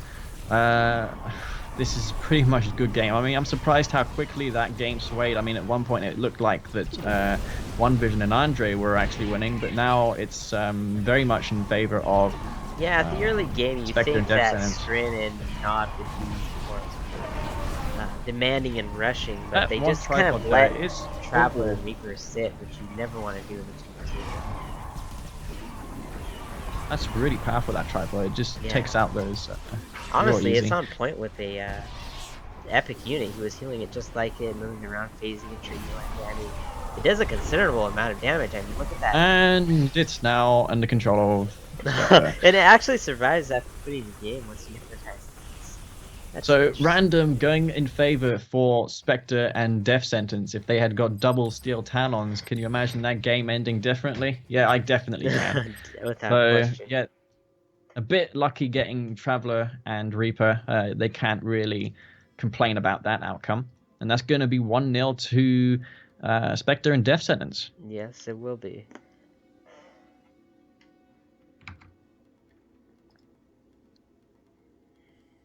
But yeah, I think the mistake that Vision and Andre made that game is they didn't rush even though they had good factions. Like if they would have went for a Stasis and Blackhand would have went for a Flame Tank or a Reckoner, I think they could have kept one of the either Traveler or Reaper in check the majority of the game. However, they just let Death build up this massive amount of Reaper tripods with upgrades, which Blackhand and Scrin just don't have an answer to at that point. Yeah. I reckon One Vision should have gone infantry a lot sooner.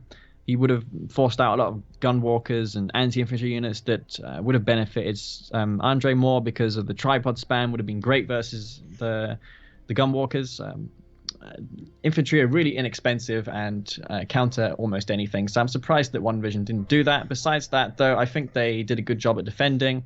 And that last engagement was really a bit messy. I reckon that was where they lost the game there and then. They just didn't have what it took to kill those cultists off. Yeah, absolutely. Those cultists were actually being thrown away at the early start of the game there with the right when the beam cans were starting to get out. I was questioning the micro there of him, but in the end he did make it count at the end with the tripod captures. Right. So it looks like they're now going to pick Unsound Investment. So it is loser pick.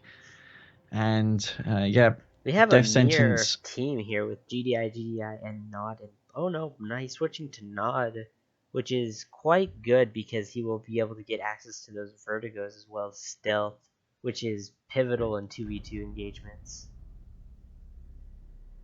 Yeah, that's true. Spectre and Death Sentence, Nod and GDI versus GDI and Black Hand. Oh, it's going to be interesting to see how this goes. I'd say it's definitely going to go in favor of Black Hand solely due to the ability of Black Hand to transition so quickly into infantry. That's one of the advantages of Black Hand over Nod. Nod infantry also good, but not as good as Black Hands. Anyhow, we're on the map, Unsound Investment, and in the top right-hand corner, we have playing as the green GDI. We have Death Sentence, and over to the left of him, playing as the red Nod, we have Spectre. Alright, sliding over the top red. right hand, or the bottom right hand corner, as the blue black hand, we have Andre, and sliding over to the left hand side as the purple GDI, we have One Vision.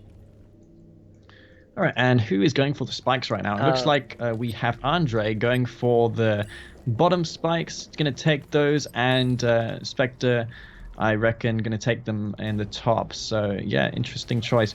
Is any one of these players going for the middle spikes? It looks like that Vision decided to go for it. He should get it, assuming that this bunker doesn't shoot through the spike, which is a bug that happens often in case of... He just barely nips it past the spike. Yeah. That was he was on point there with that defensive tower, able to shoot down that engineer, and that's going to give Spectre and Death Sentence a nice little lead in this game, killing one engineer. It might not seem like much, but in these pro games, it definitely is a big deal losing engineer. Yeah, once again, the players on the right here choosing for the Black Hand player for going for the spike, so they definitely are planning this out since Black Hand, as you presented last setup with a Demi there, we're choosing that choice as well since they can make much more notable use of those income. We've got a lot of rushes happening right now. We got for Death Sentence, we got Orcas and Spectre going for a flame rush, so they've got some kind of rush strategy planned right now. They're going for Orca flame tank. It's going to be interesting to see whether or not their opponents can scout this and react accordingly. It is very hard to react to orcas on this map because both sides are required to make counters to the orcas, because those orcas have the ability to switch from one side to another with ease. Their terrain does not affect orcas whatsoever. Anyway, how we got the flame tank coming in right now. It's going to get spotted by this pit bull. Pit bulls are the answer to this. Yeah, and where One are the Vision orcas did going? notice it quite a bit ago with beaconing up here. If you look towards his base, you will see the beacon just coming out as the flame tank happened. But there are bikes engaging at the bottom. There is a problem. We got the orcas though. They're looming around somewhere. I'm not sure. Oh, he's going for One Vision. He's focusing down the pits. Interesting. I would have personally gone for harvesters, but yeah, nice effort taking out those pit bulls, because he's not going to lose any orcas. He's going to lose them now though. Yeah, that was not really as clean as he would have liked. He's gonna leave with one orca, gonna kill just one harvester. Yeah, he's choosing to do that, I believe, so his ally can use these bikes to the harvesters, which is actually working quite well, but the infantry will stop him. I think he might be able to sack for this. No, he doesn't quite get it to repair save. That was just so close. That was so important right there, keeping that harvester alive. If that had went down, then we're looking at a really big advantage for Spectre. Spectre right now comfortably sitting on 5 harvesters. Death Sentence forced out a lot of response with those orcas. Death Sentence actually has no answer to this bike buggy roaming into his base now, so he'll be forced to use the orcas, but they will not the orcas, win they are really good versus bikes. I would not be shy to engage those bikes, unless he wants them to waste a volley on the harvester before he goes in with the orcas, which he's not doing. Oh, he's just... what's he doing? He's afraid of the bikes. Alright, let's see how well he focus fires here. He's wasting a lot of shots, though. He's using 3 missiles for one bike. If he had put those orcas on one group each, he would have been able to kill those bikes without overkill. That would have been pretty good right there. Oh, now he's choosing to do just what you said, but it is a little too late for him to stop that. As he does get both bikes, and he actually survives. The orc does. We got pits in the bottom left for One Vision, but they're going to get scared away by infantry. He has got nothing really to stop them in the top of the map. One Vision deciding that an upgraded power plant is more important than killing harvesters, which I can't really say if I agree on that or not. I reckon maybe forcing the harvesters off the line for a few moments would have been more worth it. Death Sentence behind in this game economically. Those orcas, I reckon, didn't do as much damage as what they needed to get him in a reasonable position. Yeah, if he goes for the blue tip now and gets it, I think he could come back in this game economically. However, I don't see that happening with a Andre with all these buggy presence on the map. Yeah, and Death Sentence is going to force that attack in the top by One Vision. One Vision just forcing out a lot of units to be built instead of economy, which is going to delay Death Sentence's economy from recovering in this game. Meanwhile, we have, who's blue again? We have Andre, who has double ref on his expansion, going double War Factory, and that's going to be quite a problem for Death Sentence, who has nothing in the way to stop those bikes right now. I reckon Andre could definitely move in right now and kill a few harvesters, which he's doing. Yeah, you're seeing on the bottom here, Spectre is going to be garrisoning up this bunker here, which is going to be quite notable once the harvesters reach that point and be forced to clear that out with either a Grenadier squad of some type. It will actually be taking a swing at these Predator tanks, scaring them off, but the engagement up here with the bikes is just taking death out of this game. He needs to watch that he doesn't splash down his own bikes, because that can happen with bike bug. You always going to lose one. The one harvester is alive on 1 HP. Oh, it doesn't look like he's going to finish it up, and oh, that was so messy. Oh my god. He's not going to get enough. He might be able to get it if he focuses it. Maybe. Yes, if he gets one more volley. Yes, he will. No. Oh, once again. No. Wow. Oh, both teams making the lucky. same mistake. That is pivotal. That's crushing. As on the bottom here, we have all these Scorpion tanks with no answer. There's 4 Predators. Yes, Preds, but they're not. Oh, they're afraid of this bunker right here. That's a nice bunker, like you said, that Spectre got. Yeah, he actually has both bunkers on both sides of the tiptoe, so they can't really go around the map. And taking out that War Factory is pivotal, since he's going to need a lot beat the Scorpion spam, which Nob relies on to take out Predator tanks. He has a flame tank in this battle too, which he's not utilizing. I reckon if he pushes that flame tank in, which he's doing right now, he could take out the refinery, or maybe even the MCB if he uses the Scorpion tanks correctly. Yeah, and Andre, he's going to be forced to save his ally right here, because Spectre is pretty much overwhelming One Vision.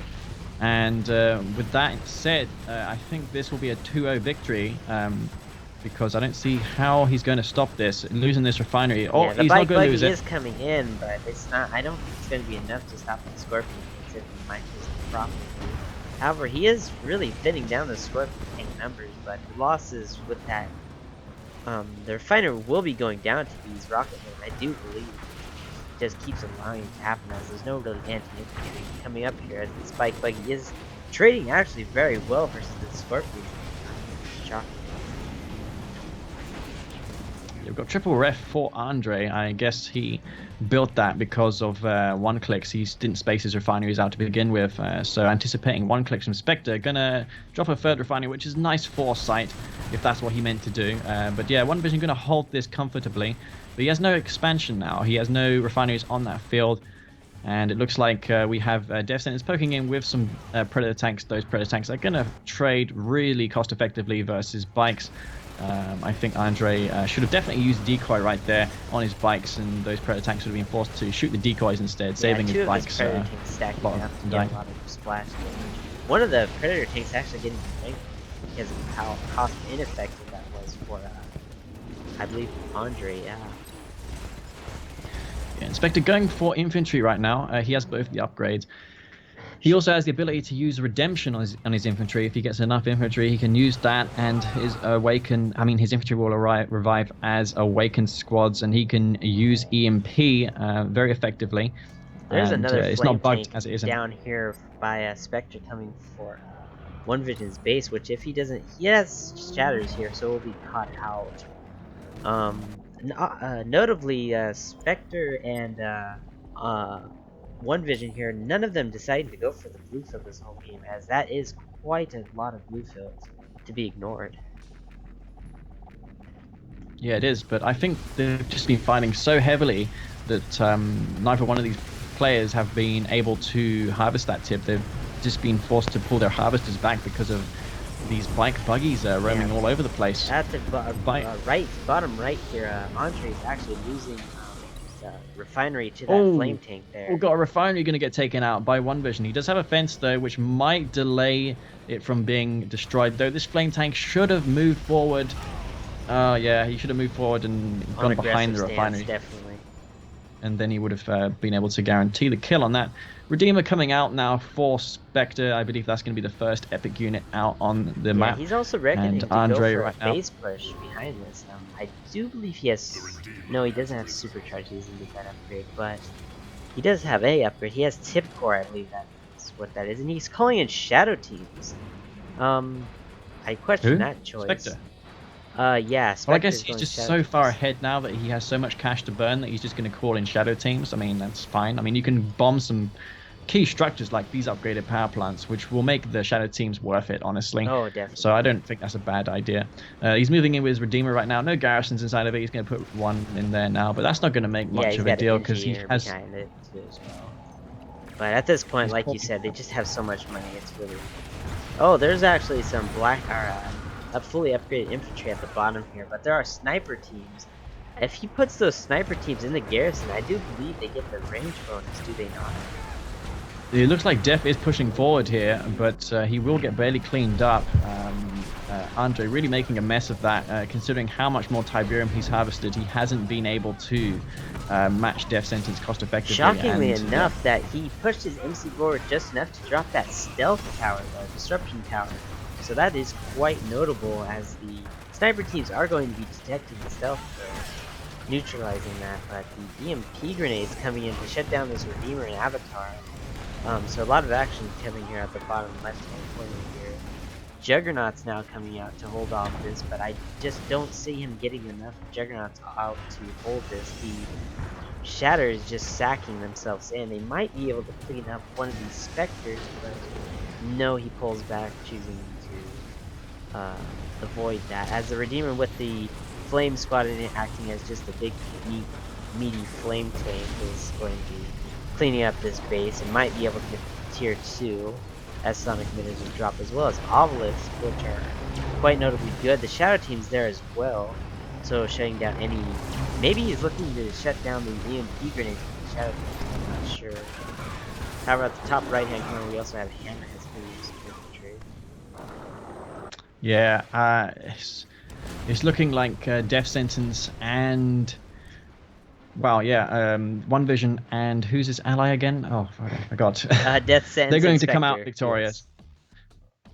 They're going to come out victorious here, and that's going to put them 2-0 ahead. I'm not sure if this is a best of 3 in the semi-finals or a best of 5. I will check that out real quick. But well played to Death Sentence and Spectre. Very interesting opening in the beginning. Yeah, definitely. I was shocked at the comeback you can make from going 4 orcas on that field, on that map. I honestly didn't expect Death to come back from that, given that he lost so many. He lost a lot of eco time with those 4 orcas, but he only got 1 harvester, unless I'm mistaken. Oh, the semifinals is a best of 5, and the finals are a best of 7. So semi best of 5. Yeah, semi is best of 5, and finals are best of 7. I just got confirmation from Phantom himself. Man, that's quite a best of series. I mean, it's a 2v2 tournament, and these games can go on for quite some time. Yeah, I would have liked it to be best of 3, and best of 5. However, it is Phantom's game, so he decides these rules. Just wanting to see a lot of gameplay today, I'm assuming. So One Vision and Andre, I'd imagine, to be quite demoralized right now after being down 2-0. They're going to have to make something happen right now. They're going to have to pull it together and try and win a game, because the way it's going, they're going to be out of it in the next game. Yeah, this is basically match point right now for Spectre and Death Sentence, so they got a lot of wiggle room. Yeah, though they'd want to finish it off as soon as possible to conserve energy for the finals.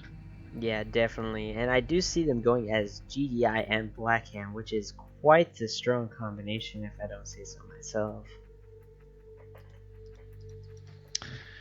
Yeah, I don't see why both of these players are not going Blackhand. Is there a rule in place to prevent 2 players picking Blackhand or something? I don't think so. Unless Phantom could correct me, I do believe there's no rules against that. Blackhand. Well, regardless, the map is going to be Ice. I can't remember what it is, Ice but Arena. On the bottom right-hand side, we have playing as the green GDI. We have Steel Talons, Death Sentence playing Steel Talons, and Spectre, his ally, playing as red Blackhand. And over at the top left-hand corner here, as the cyan blue Blackhand, we have Andre, and sliding over to this left as the purple GDI, we have One Vision. As this Andre here is going to be taking both tip spikes. As the Blackhand player, he will be making most use of those. All right, and who's taking the tip spikes in the bottom? Are we just going to see them share the tip spikes? It looks like Spectre went for... Did they go Refinery first or something? I think they both did that. No. They both went for their own spike. Okay. Whereas in the top of the map, we can see that, like you said, we have Andre who took both of the spikes. Yeah, shockingly enough, One Vision is ahead of everyone in terms of his build queue with War Factory and Refinery, given that he did not go for a spike himself. So he will be getting the most immediate income right away, giving that full extra blue tip, or full extra tip of Tiberium. Yeah, that's true, and doesn't look like any one of these players is opting to go for a rush right now, looking to just play it safe. If I was Andre and his ally, who is One Vision, I would definitely be maybe putting on some pressure, taking some risks, because you're behind 2-0, so you need to play more than just conventional. you need to mix it up a bit and try and throw them off because you're behind 2-0. So you need to really make something happen. Basically, is what I'm trying to say. Yeah, exactly. And Andre is choosing to play it safe here, like you said. But shockingly enough, Death Sentence expanded and then just put his construction yard back down and immediately put down a power plant, which I question that choice. That's kind of like a nod faction type expand.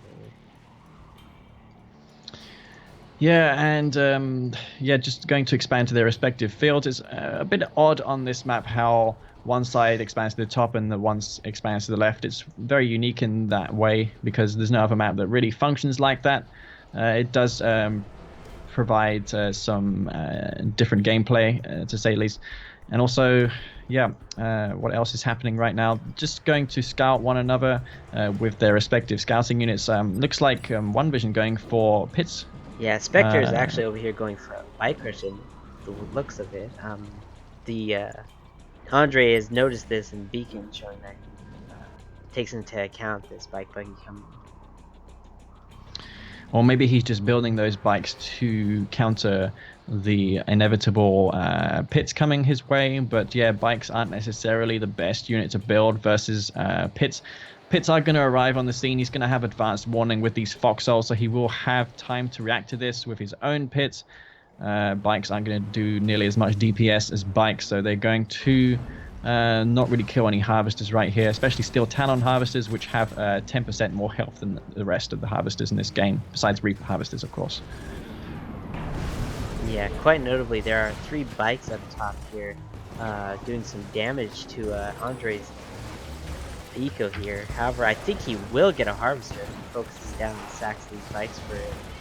But there are bikes reinforcing here. He has a total of 4 bikes in a buggy, and these harvesters are just getting picked off so easily. I think he will get a second harvester if he goes in for it. Yes, he might. Yeah, yeah, he's gonna lose 2 harvesters here, so that's no, pretty actually, bad he's going news to live for. with that harvester.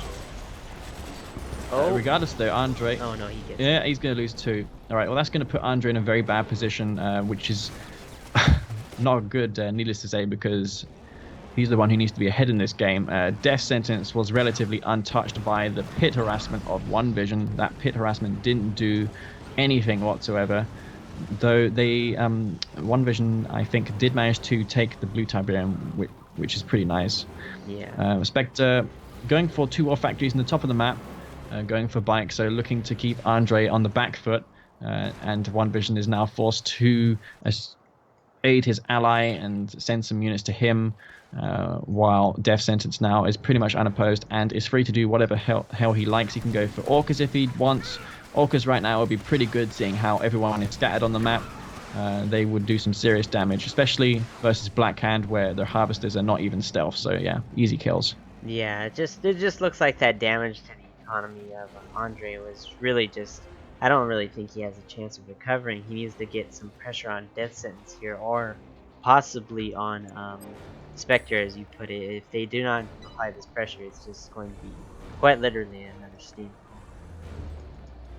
Yeah, and One Vision going for infantry right now. At this stage of the game, infantry going to prove to be less effective because he's up against Steel Talons. They have one of the best anti-infantry units in the game in the form of the Wolverine. With AP ammo, that's going to just shred those infantry. So not sure if infantry was the correct move. Yeah, he's going for the I AP suppose ammo as well as pumping out the Wolverines, as you just said right now. To the top of the map, we can see mass pits from Steel Talons, aka Death Sentence. But those Predator tanks mixed into the fray might be enough to hold here, though.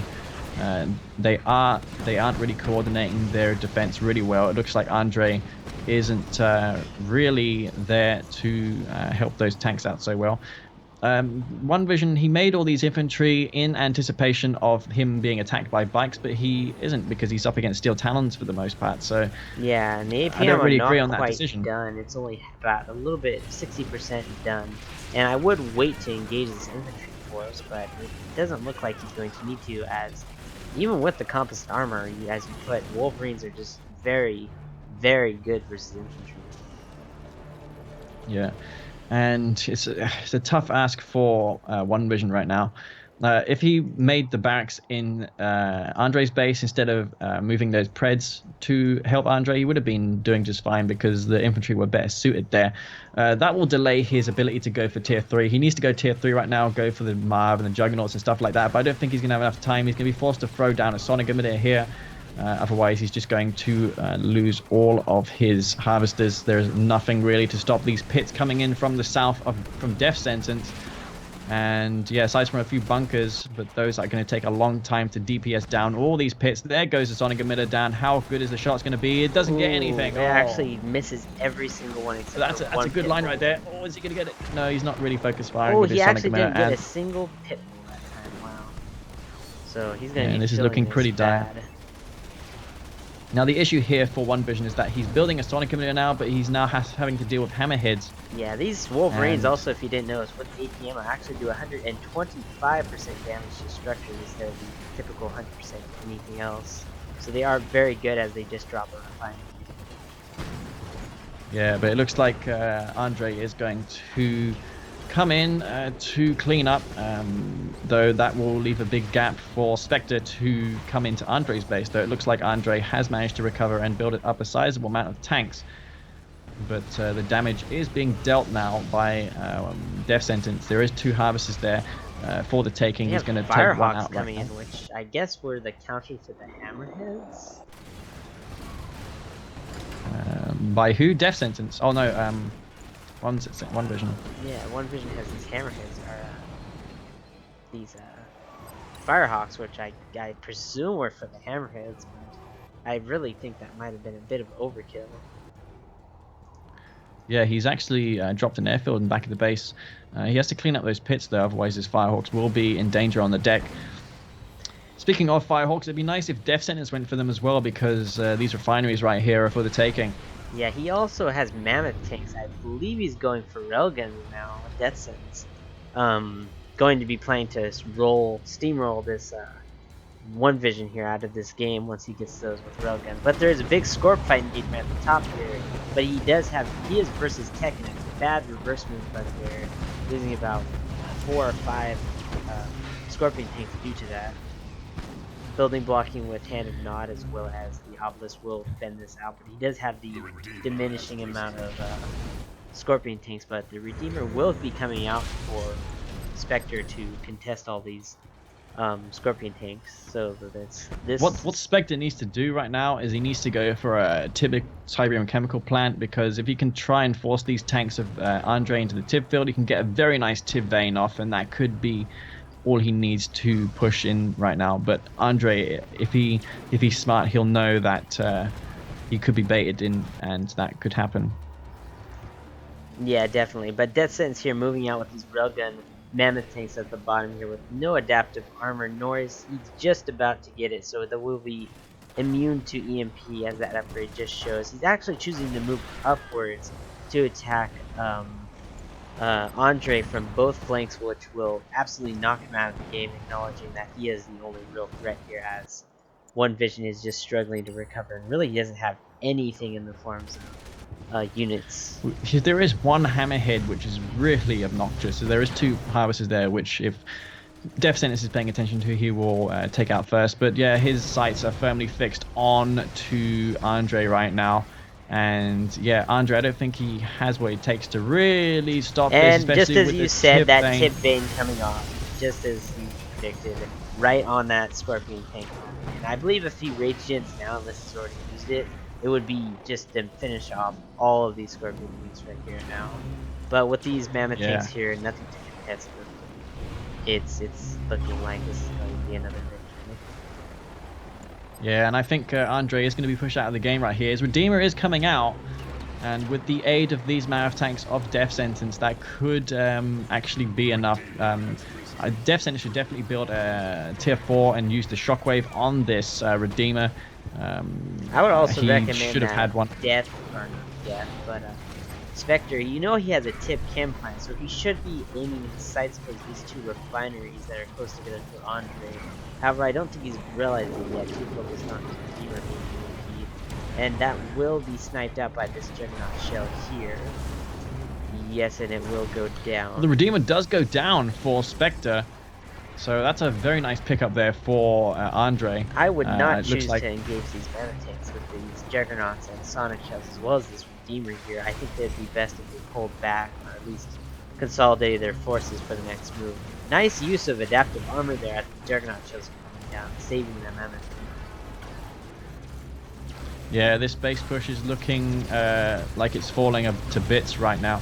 It looks like they will hold it. At first, it didn't like it with that raise gen and the tip vein, but no, it looks like it will be enough to push back Spectre here. And Spectre doesn't have very much in the way of reinforcements to continue up this aggression. It's just mostly Death Sentence army here.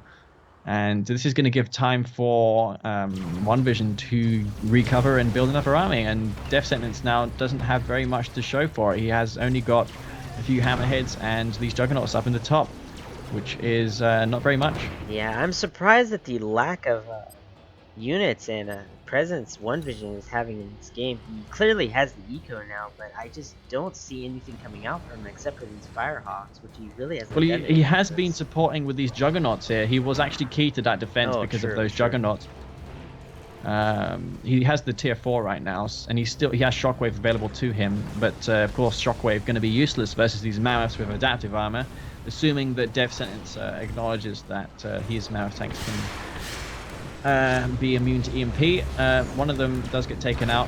Double Obelisk drop though will take out the Juggernaut, and all of a sudden the tides have certainly changed once again, and the Redeemer gonna be coming out for Spectre. Andre, he was relying on his Scorpion force, which he invested in. He still has Harvesters off the line due to these Outlaws as well. He just basically ran out of steam. He needed One Vision to call in some more tanky, I would say, support. He only had Juggernauts and Firehawks, which really are not frontline forces, but the Juggernauts, as you know, were pivotal for taking out the Redeemer, but really there's no answer to this Obelisk and base push here from Spectre. Yeah, it's really too close to call it right now, but oh, all these Juggernauts Firehawks from Death Sense going down from by One Vision. I mean, as he stratifires out with one, as they both basically trade even. But now if I was Death Sentence, yeah. I would definitely get a tier 4 for the Shockwave Artillery, because it's mostly going to come down to that. One Vision has his Shockwave, and with these Behemoths also not spread out like that, they're just going to get massacred by the definitely the Shockwave. As I just said, they're going to get destroyed, but the conveniently timed obelisks from Spectre going to rectify that mistake and take out these Juggernauts. So yeah, fortunately Spectre did aid his ally there. Next time. Yeah, if you look at the bottom of the map here, he's actually using adaptive armor, and one of the Titans actually was elite from crushing Harvesters, as it just basically knocks Vision out of the game with that. It was insane seeing that happen. EMP. Yeah, the Redeemer now is pretty much free to go on aggressive stance in this part of the map. If he so desires, I mean, he can probably go in and get a significant amount of damage done before he has to rebuild it. He has his Redeemer engineering facility still, so he can rebuild that Redeemer. I reckon it's worth suiciding it in, though. Yeah, we got Death Sentence here pushing in with more Juggernauts, and infantry now coming into the fray. And it definitely looks like this is going to be another game for Death Sentence and Spectre. 0.3 to nil, which is unfortunate to see, but just you can't deny that the teamwork from Death and Spectre has been on point this game.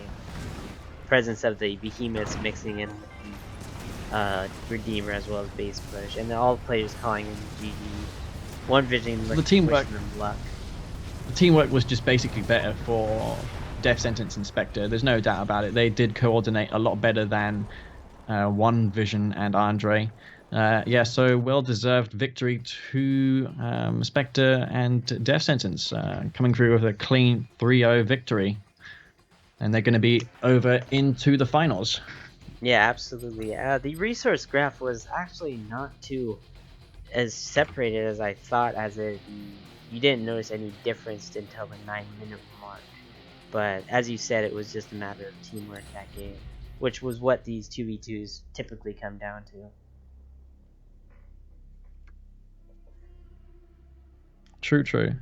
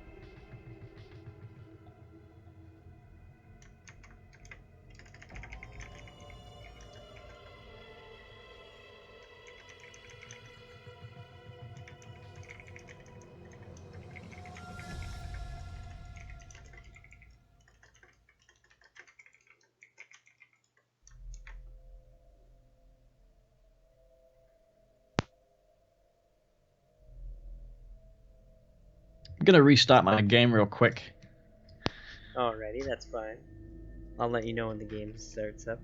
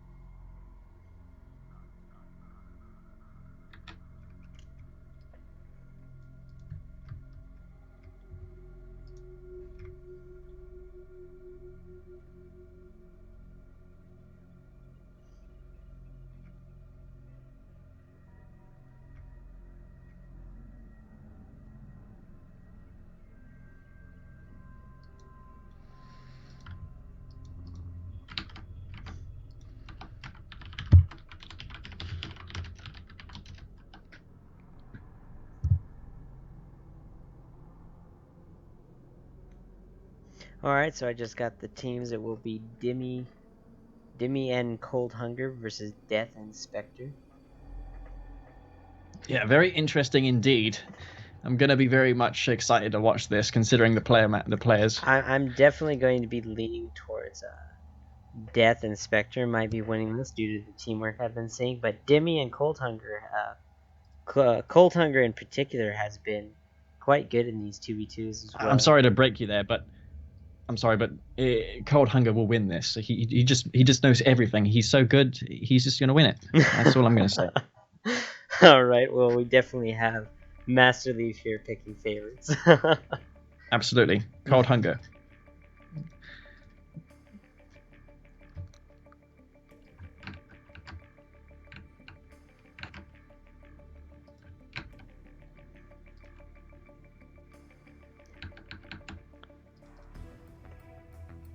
The funny thing is, he wasn't even practicing the last few days. He just rocked up and then just got to the finals of a tournament.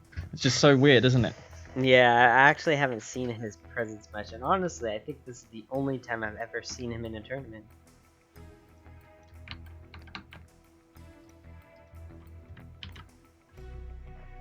I actually haven't heard any word on Cold Hunger at all, to be honest. I've never seen him in a tournament.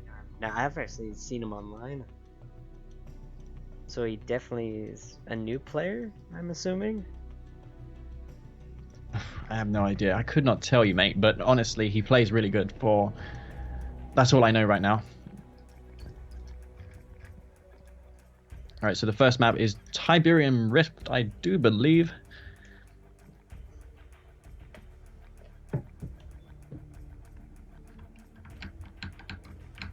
And based on Dimmy's performance, I wouldn't be surprised if he let down his teammate in this series if it were to go in Spectre and Death Sentence's way. Yeah, I find that Dimmy in 2v2s, for as far as what I've noticed, he's really, really like decent and good in the early game. However, his late game options are just, he's not really in tune with them, I would say, as you saw him not go for tip core that last entire game.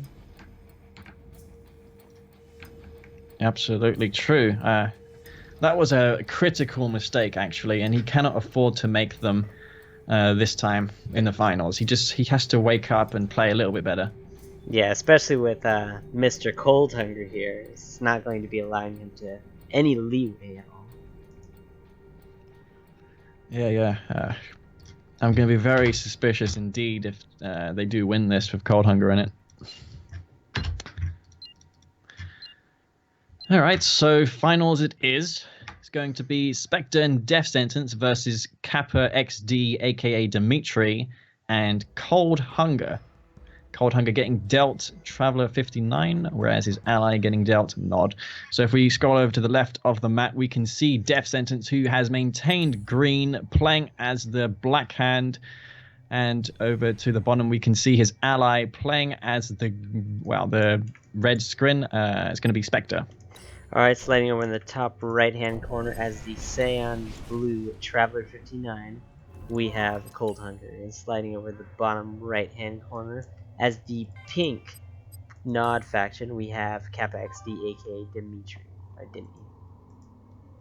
All right, and it looks like we have Death Sentence opting to go for both of the spikes, whereas we have Cold Hunger who is going for them as well, not opting to go for the Descent Rush. I thought maybe he would have done that, but no, just gonna go buzzers, and he's Traveler 59, so that's very peculiar.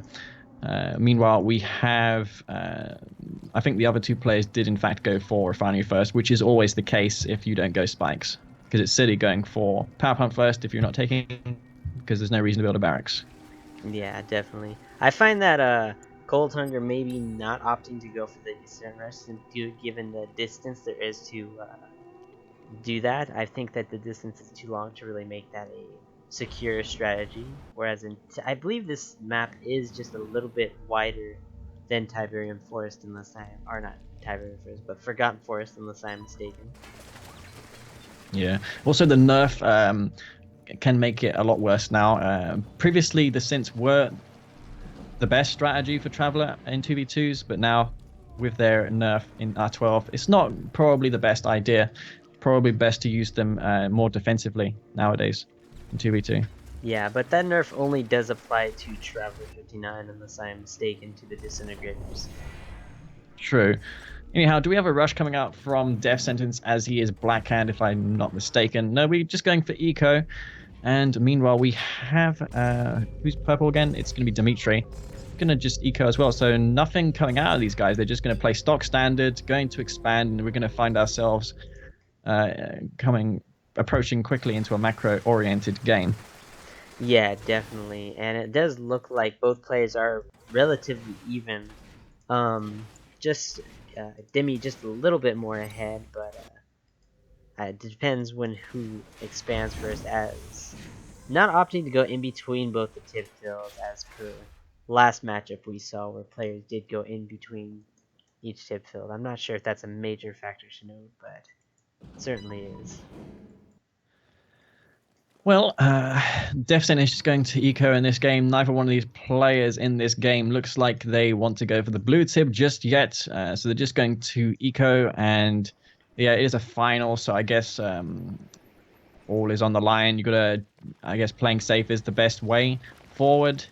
It does put you in a good spot if your opponent decides to go for aggression, because if you can hold it off, you're in a good spot, usually, most of the time.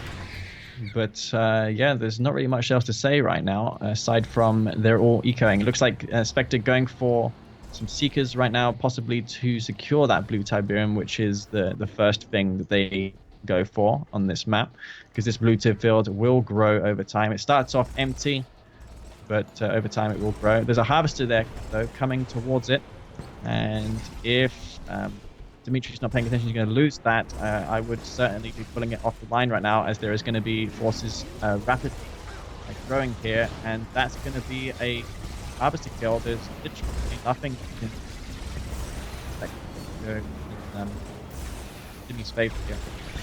Yeah, definitely. And this harvester is just barely surviving, but will go down at one more seeker shot here.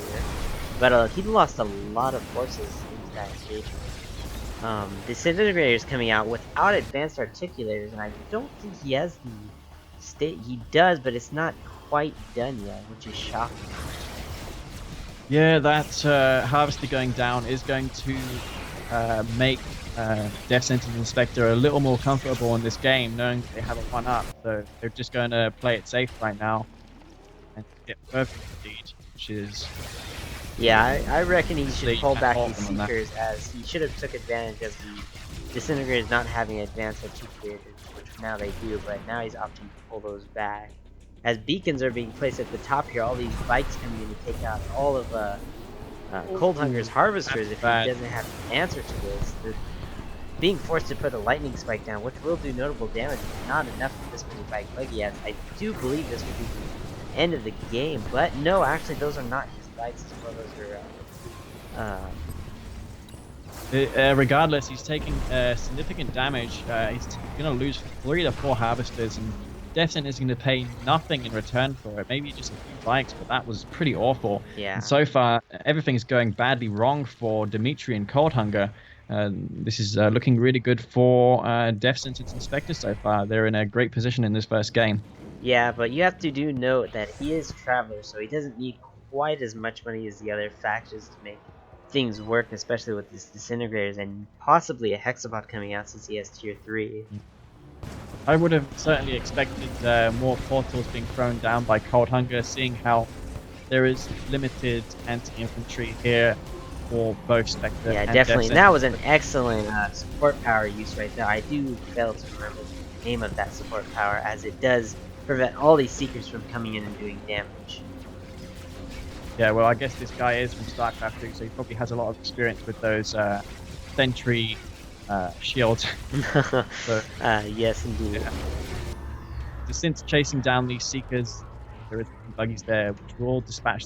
At the bottom left-hand corner here, we have Spectre going for his Epic unit already, as well as the bottom right here, we actually have a wormhole, or not wormhole, but a signal transmitter with a Master Prodigy coming out, which I'm assuming is going to be for a wormhole at the cap of MCV. Maybe opting to go for a snipe on Spectre's MCV, which will be critical if you can get it. Oh yeah, that's going to be pretty critical, especially as there is no Airfield, yeah. airfield. So if he loses that, he's pretty much out of it. He's going to have to forfeit the game, I think, to give money to Spectre if that does happen. Because, Absolutely, that money and is I useless do in believe that's what production. he's looking for. He doesn't have eyes on him just yet, as I think he's Oh trying wow, to they're get. really taking the fight back. This warp chasm, though, he could have gone in and killed it. I mean, I reckon it's worth going in there, maybe losing a few Absolutely, units. and as I said, the Mastermind is coming, the Prodigy is coming in. He takes the tier 3. I question that. I think it would have been better going for that drone platform, but he doesn't go for it. Yeah, well, or he's even still out and the about. warp chasm would have been a better option. He's decided to keep the Prodigy at home. Oh, that was a nice turnaround there. He was really good on the micro there. Well played to Cold Hunger. My God, that was a good response time to those buzzers. And this Prodigy is just going to wreak havoc again. It's going to kill another building. It's going to take this. There is no charged particle beams for Jeff. Oh, he's going to watch the Prodigy. He just needs to kill that tech center, and he's fine. Oh, he goes for the teleport, but doesn't quite get it as that buzzer goes heroic. And then we do have a gravity stabilizer coming out. Foreseeing that, just taking note of that Prodigy's presence on the map. He was ever so close in taking out that tech lab. I reckon. Yeah, that was nicely done there by Ooh, a 400. click actually came down on Dead Sentence's refineries, taking out both of them actually, which is critical. Oh, I got in from Dimitri, and yes. Tim Vane just used it. Not sure if that was intentional. Probably not. No, definitely Tripods not. Hexbot gonna respond, but yeah, the guys with the expansions right now are Death Sentence and Spectre. They're the ones who have the middle of the map secured. So despite all this harassment, it means very little if they're. I think he's going to look for getting MCV as he's going to run through these tripods to get. As if he does, no, he's gonna. He is. Prodigy is back. He needs to kill. He needs to get that drone ship.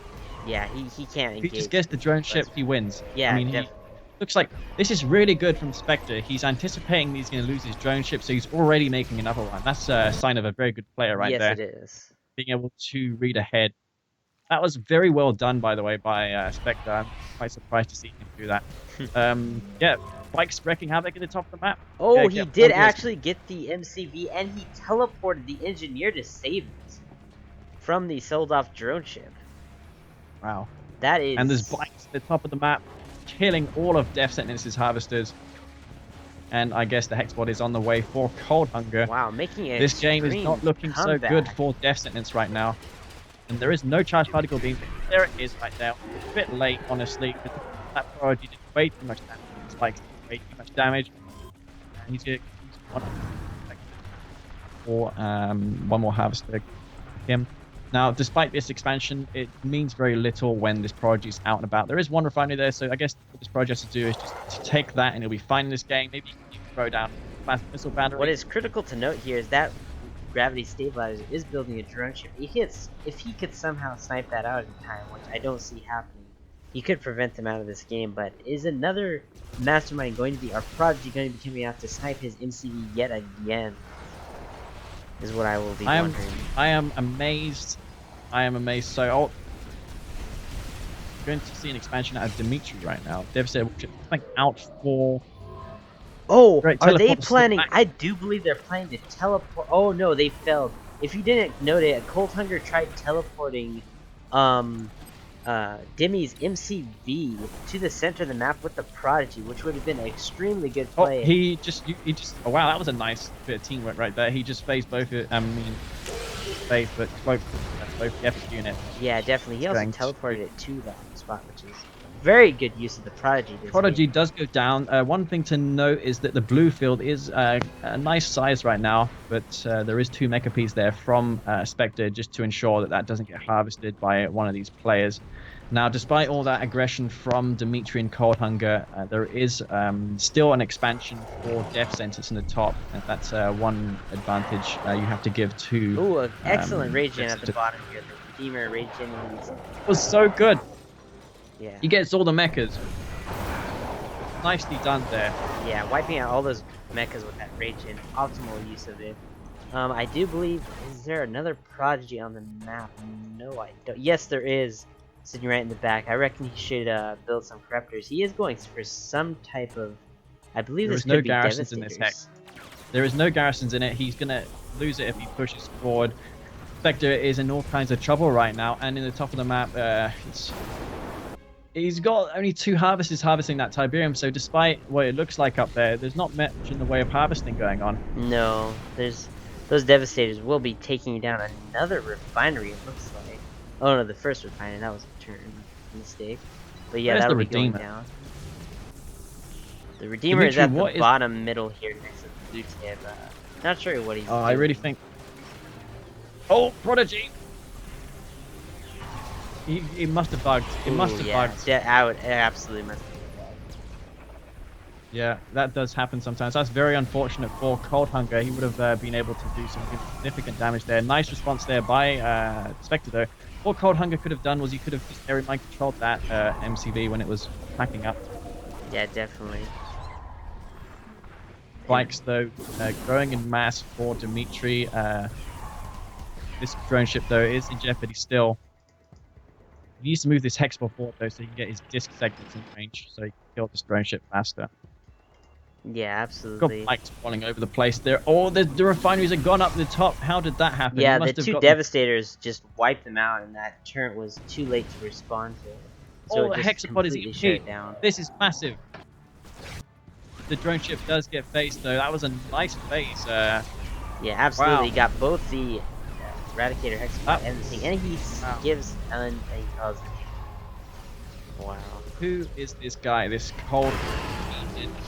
Cold Hunger use of the Prodigy combined with his teamwork with that stealth Redeemer was just critical. And honestly, I will not lie, MasterLeaf, I am starting to see what you mean by this Cold Hunger guy being I'm speechless right now. I thought maybe it was I was just maybe dreaming or something. But yeah, he's just that good. Damn. What can I say? He's just that good. That's the only word I can think of right now. Is damn.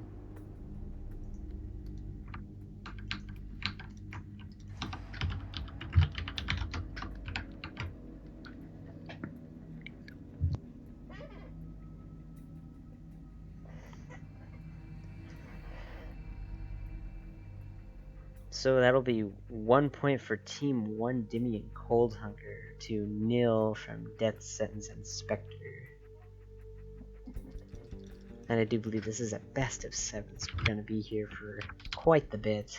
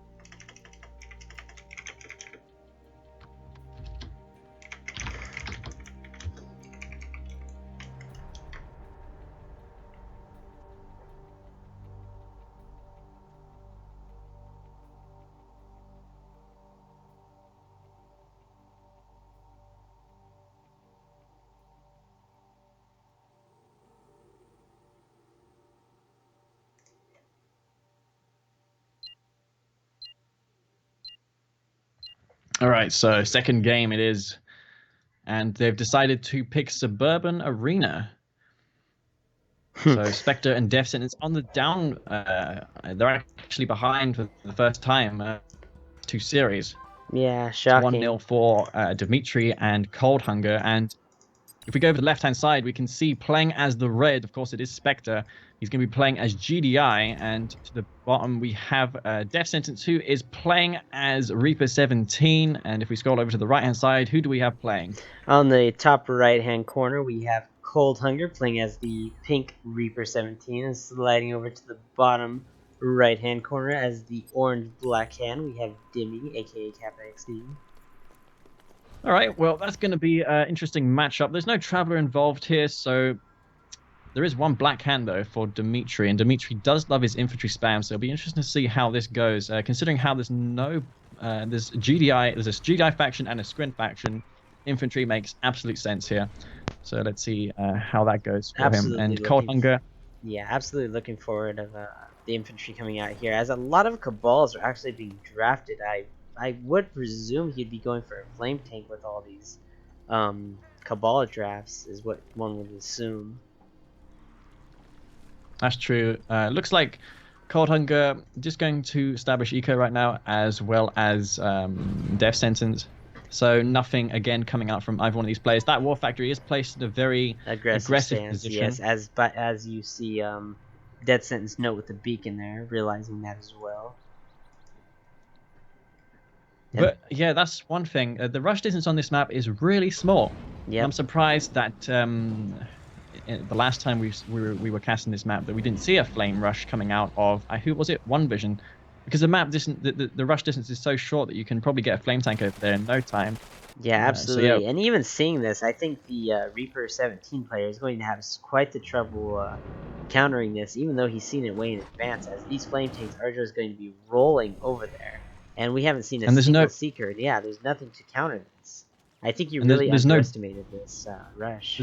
There's no Nod faction from Spectre, so he won't be able to support Death Sentence. Death Sentence is going to be alone trying to fend off us these flame tanks. Meanwhile, we have Cold Hunger, who's just going to casually eco in this game. Perhaps he should go for tier 2 to support his ally with a nerve lightning spike. And this Seeker is going to be killed by this flame tank. Actually, that's massive. Poor and micro, and this will be. I don't think he has enough time to get a Death Tank out. I think this will be a quick game 2 for Death Sentence and Cold Hunger. Death Sentence. Yeah, just go for the War Factory, man. What's he doing? War Factory, and that's game. Once he gets that, it's over. And he's going to lose another Seeker to this? Oh no, there's another flame tank too. Yep, and just get the flame tank around the refinery and you can get that. Come on, man. Just get it around there. He's actually force firing, and he's pulling back the Reckoner, which is a smart move at this point, but... He is going to get the refinery! Yep, he gets the refinery, and that is going to be game. That is... I'm just calling it now. He sells the nerve center, realizing he needs money for it. I wonder if he does have the money for that. I reckon he will. He does save the Reckoner, so he has the opportunity to put more units in that Reckoner. And this is bad for Death Sentence. Death Sentence is actually very much on the back foot now. Dimitri, he's only got 3 harvesters. I'd imagine he would have been more ahead than that. For Cold Hunger here, as well as, yeah, he's basically the safeguard in this game. He's basically ecoing, securing the late game as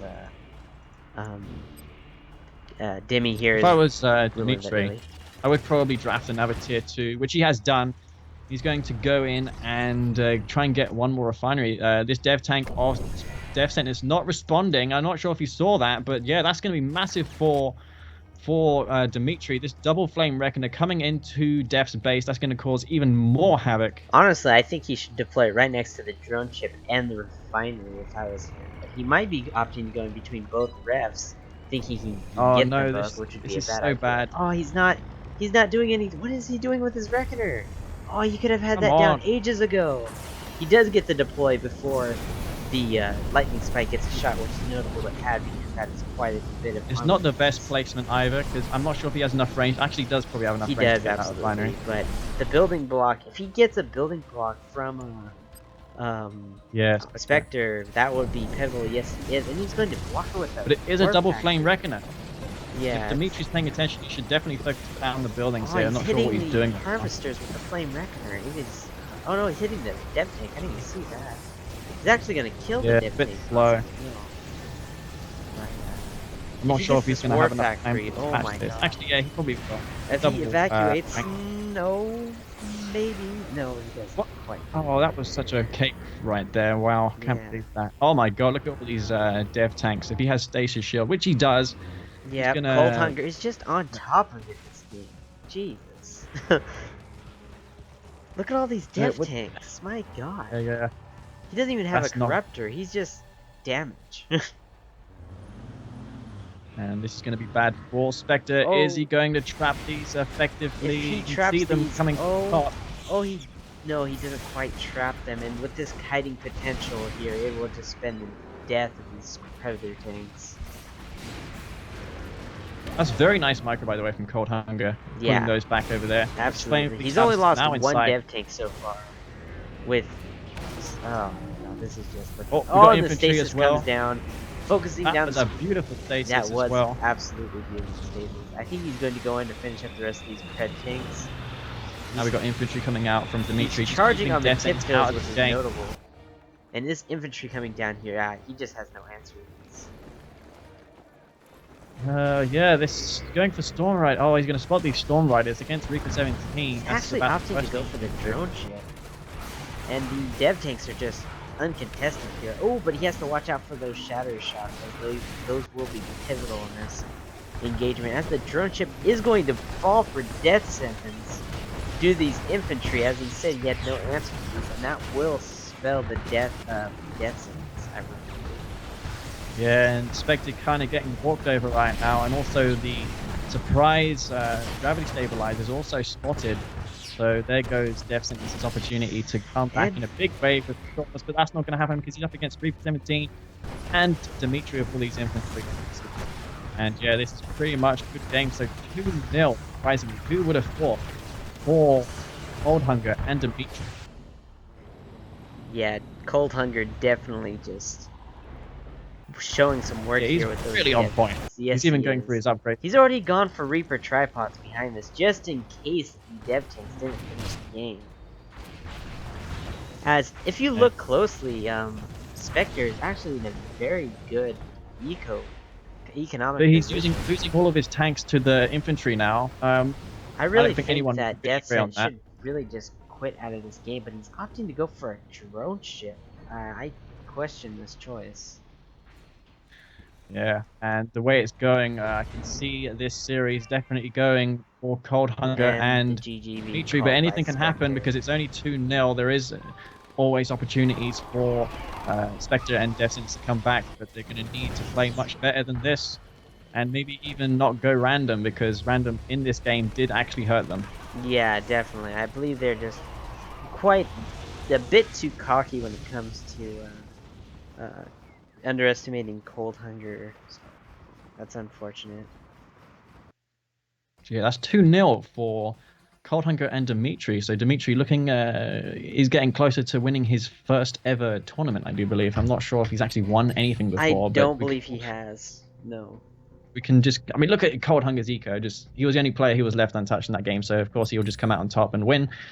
But yeah, nicely done by Dimitri getting Death Sentence out of the game so soon. The Flame Tanks definitely did it for him. The rush distance obviously playing a big role in that rush, working out for Dimitri. Yeah, absolutely.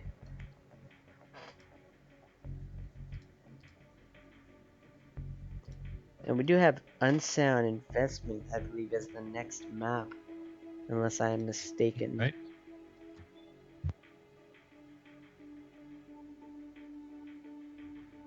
Well, if this current trend continues, it'll be 2 more games and game over. But hopefully it doesn't end that way. Yeah, but with the amount of pressure that Cold Hunger, Dimmy is applying and just relying on Cold Hunger to finish it up, if you haven't realized that repeating fashion, it is quite really unstoppable for Team Death and Spectre to compete with. Because yeah, they're actually picking their factions now. I don't agree with Traveler. I think Spectre's best with Nod factions. I haven't been too impressed by his Traveler 59, so that could be a mistake. But maybe he's got something planned. Yeah, absolutely. And Dimmy's notably strongest faction is Black Hand, bar none. Which Cold Hungers is basically anything he touches, right? Yeah, basically, he seems to be pretty adept in all the factions, from what I can tell. But yeah, it's going to be GDI for Cold Hunger. Spectre was a bit undecided for a moment, going Scrin, but now he's actually going to go Traveler. Death Sentence Blackhand and Dimitri Blackhand. So it's going to be another game on Unsound Investment. We have, I do believe, Spectre and Death Sentence in the top of the map. All right, so in the top left-hand side of the map, we can see Spectre playing as the red Traveler 59. And over to the right, we see his teammate Death Sentence playing as the green Blackhand. They're behind 2-0, and they need to do something right now. All right, sliding over in the bottom right-hand corner as the orange Blackhand, we have Dimmy, aka Kappa XD. And going over to the bottom left-hand corner, or bottom right-hand corner, as the purple GDI, we have Cold Hunger. Opting to go for the center spike with an NG, as Dimmy is going to be capturing the 2 spikes in the back of the base. Yeah, Cold Hunger going to easily secure that middle spike with ease, actually. And shockingly enough, Spectre as the Traveler 59 going for descents. And does he have his? No, he doesn't have a fast legs. Why? What the hell? Yeah. This is not gonna go. Oh my god. Oh. I think he made an error. I can't see this as being on purpose. I mean, how does Cold Hunger have suspicions that he's going that way? I mean, he's sending all of his rifle squads to the bottom. I think he's just going for the garrisons. Yeah, but he's sending all of them back. Garrisons. Maybe he knows it's coming, but I don't know. Did he get a scout into Spectre's base to know that that's coming? That's really weird. That is weird, actually. Why would he? Huh. Maybe, I guess I do this sometimes myself. I expect distant rushes, so I pull back all my yeah, but to have them squads on point, like, right there. I mean, that's I'm not gonna lie, that is a little suspicious, is it not? And Spectre's like, what? How does this guy know? He's even saying it in the chat, like, what? This is not really normal, man. But maybe he's just good. I mean, you can't fault him. His gameplay is good. He's not playing like a noob. He knows what he's doing. Yeah, we have a flame. And I've seen players like WookieBert, for instance, who pulls back his scouts. If he's up against Traveler 59, he just pulls back the scouts because, you know, the only threat to your harvesters in the early game is disintegrators. All right, so let's see if Cold Hunger is a bit suspicious of this. It doesn't. And double flame reckoner, might I add, as well as. All right, well, he's just seen his descent, so there goes the surprise descent harassment. They're going to get cleaned up. Still and, no flash legs, though. I mean, I just can't fathom why.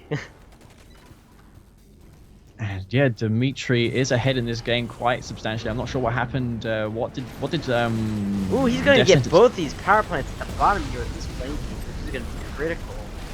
Oh, and a reckoner coming in. As well. Oh my god, he's gonna get both refs. Depending on this reckoner placement. Yes. Okay, he's gonna get both of these. That's going to be. I'm not sure if he can get 2 refineries, but he's definitely gonna get 1. War factory, definitely. He has 2 flames in here. That's definitely going down. And these pitfalls might even go down if he doesn't fight them. So we'll see if he does. Yeah, Death Sentence is getting harassed at the top of the map. He might even get this ref, as I pointed out. Oh, if he gets this ref, that's going to be game. He can't let that If we look in the top of the map, we can see Death Sentence is going to lose 2 harvesters. He's going to be on 2 harvesters in the moment. He's even going to lose a 3rd harvester. Cold Hunger just lost both his I think it's worth sacking all these bikes for that 1 harvester. Oh, it's actually a bit questionable, that decision now, actually. How did he lose his refinery? I'm not sure. He lost both of his refineries and his war factory to that flame rush. So he's out of the game. I mean, well, not really. I mean, if he has enough to get a refinery out, he has to sell, I think. No, he doesn't even have a power plant to sell. He's stuck. If you look at his eco, he's got nothing. We got some units coming in right now for Cold Hunger, and I mean, where's the portal? Where is the disintegrator? He needs that right now. Vector clearly not in position. if he pushes Spectre out of this game by taking out his eco, he will even the playing field here for Death and no, Death is out of this game too, isn't he? Well, he doesn't have much. He's on 3 harvesters, so Dimitri is basically the strongest player in this game. It's up to him right now to do something. He needs to keep both players at bay. Yeah, he needs to give Cold Hunger time to recover. If he doesn't, then Cold Hunger is just going to slowly dissipate. There is one harvester there, which he's fixed onto. Ooh. But yeah, not using those spikes. Cold Hunger is barely just relying on spike income to get this refinery out, and he does, as he just drops it as his expansion now. Should have had those harvesters moving quite a while ago. All right, and in the meantime, we can see Death Sentence, who is getting his economy back up.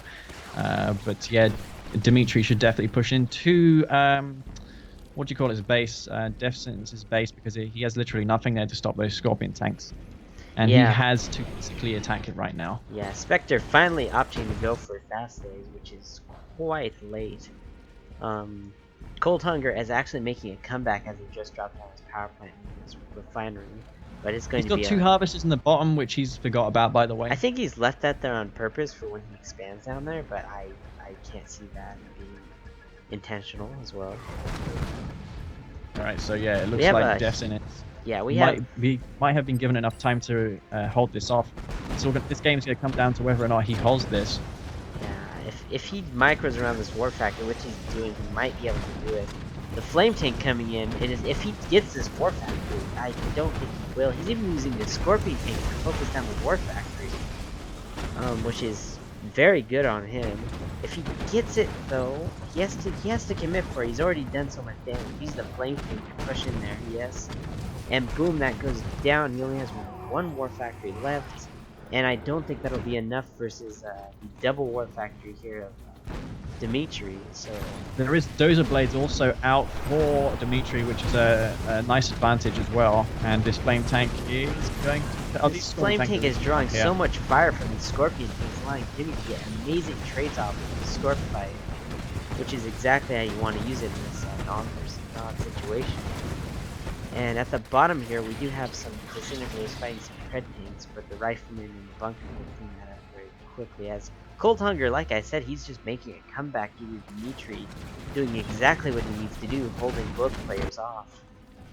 He needs to get some buggies or something to handle these disintegrators. Spectre, of course, he does have Dozer Blades, so he will be able to crush these immunity. I don't think he's acknowledging this Dozer Blade's power, but now he is, yes, as he crushes them all nearly. Ooh, so close.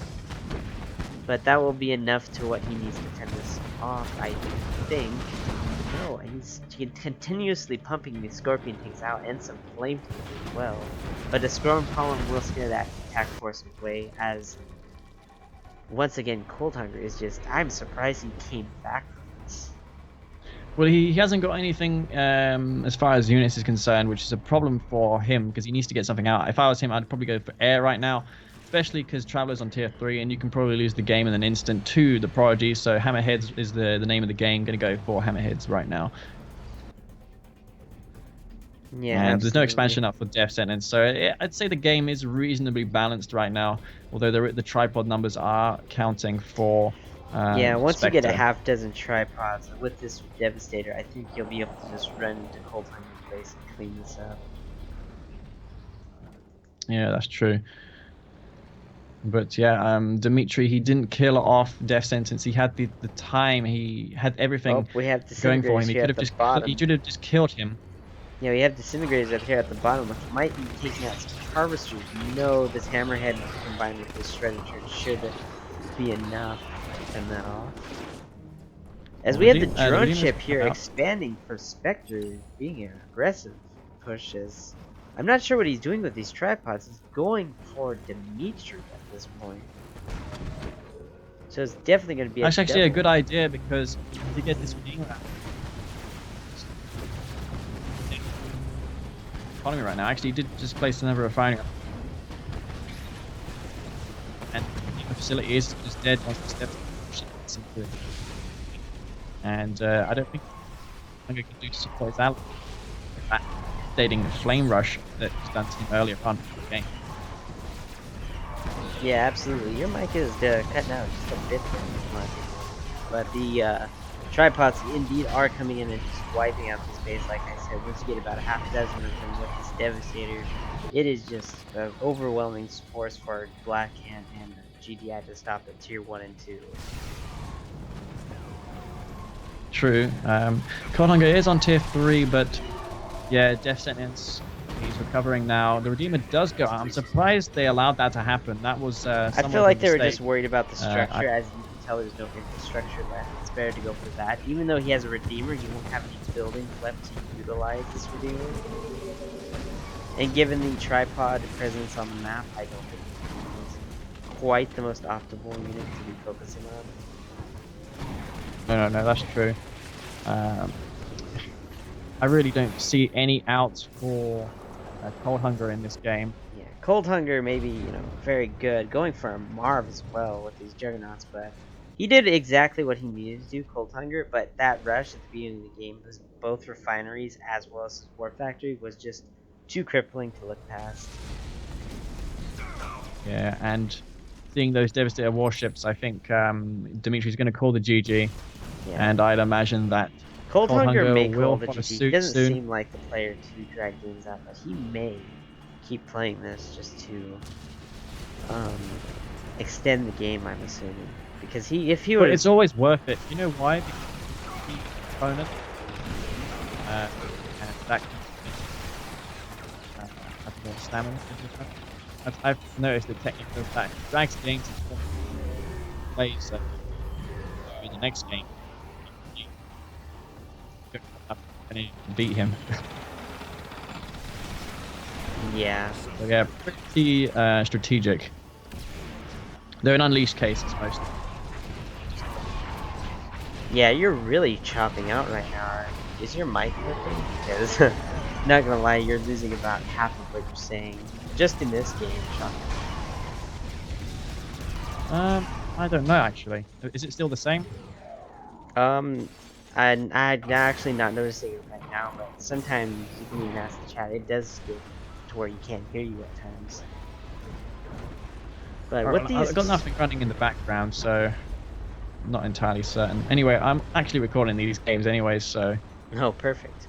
Well, your mic's fine now, shockingly, just as I pointed out, but the having two epic units as well as his hammerheads and juggernauts, he does look like in a pretty holding position, but I don't think he has much to answer for. He actually has an elite hammerhead. He didn't catch wind to that. He's actually got a lot of forces, actually, the Yeah. Juggernauts and all. If he gets a good raging off and takes his hexapod, he could take this game, but these beam cannons are going to be like critical. If he gets the combined on them, that's going to be crippling. But these juggernauts going to be focusing down, not allowing them to stop, as he is going to want to get behind this infantry force rolling up here. And it does look like he's going for blue flame as well, death sentence. So that'll be very good upgrade for him to contest these juggernauts and such. But this hexapod just running in, he needs a good rage in off. I would recommend he rage in now and just focuses on this hexapod with these behemoths. I think he could take it out, but yeah, he has about 6 juggernauts here. If he just rages in now, moves in, no, but they're out of position. Yeah, so he's getting harassed on multiple sides now. He's going to get his base slowly torn to shreds. There's literally nothing he can do to stop this. Yeah, I wouldn't be face comes on surprised the to see him hexapod. pull the GG, because that's basically it. That's going to be GG. Definitely. Right, so that's 2-1 in favor of Dimitri and Cold Hunger. So yeah, Spectre and Death Sentence stopping the momentum. They desperately needed that, because being behind 3-0 would be absolutely devastating in a best of 7. Yeah, So, absolutely. well played to those guys. All right.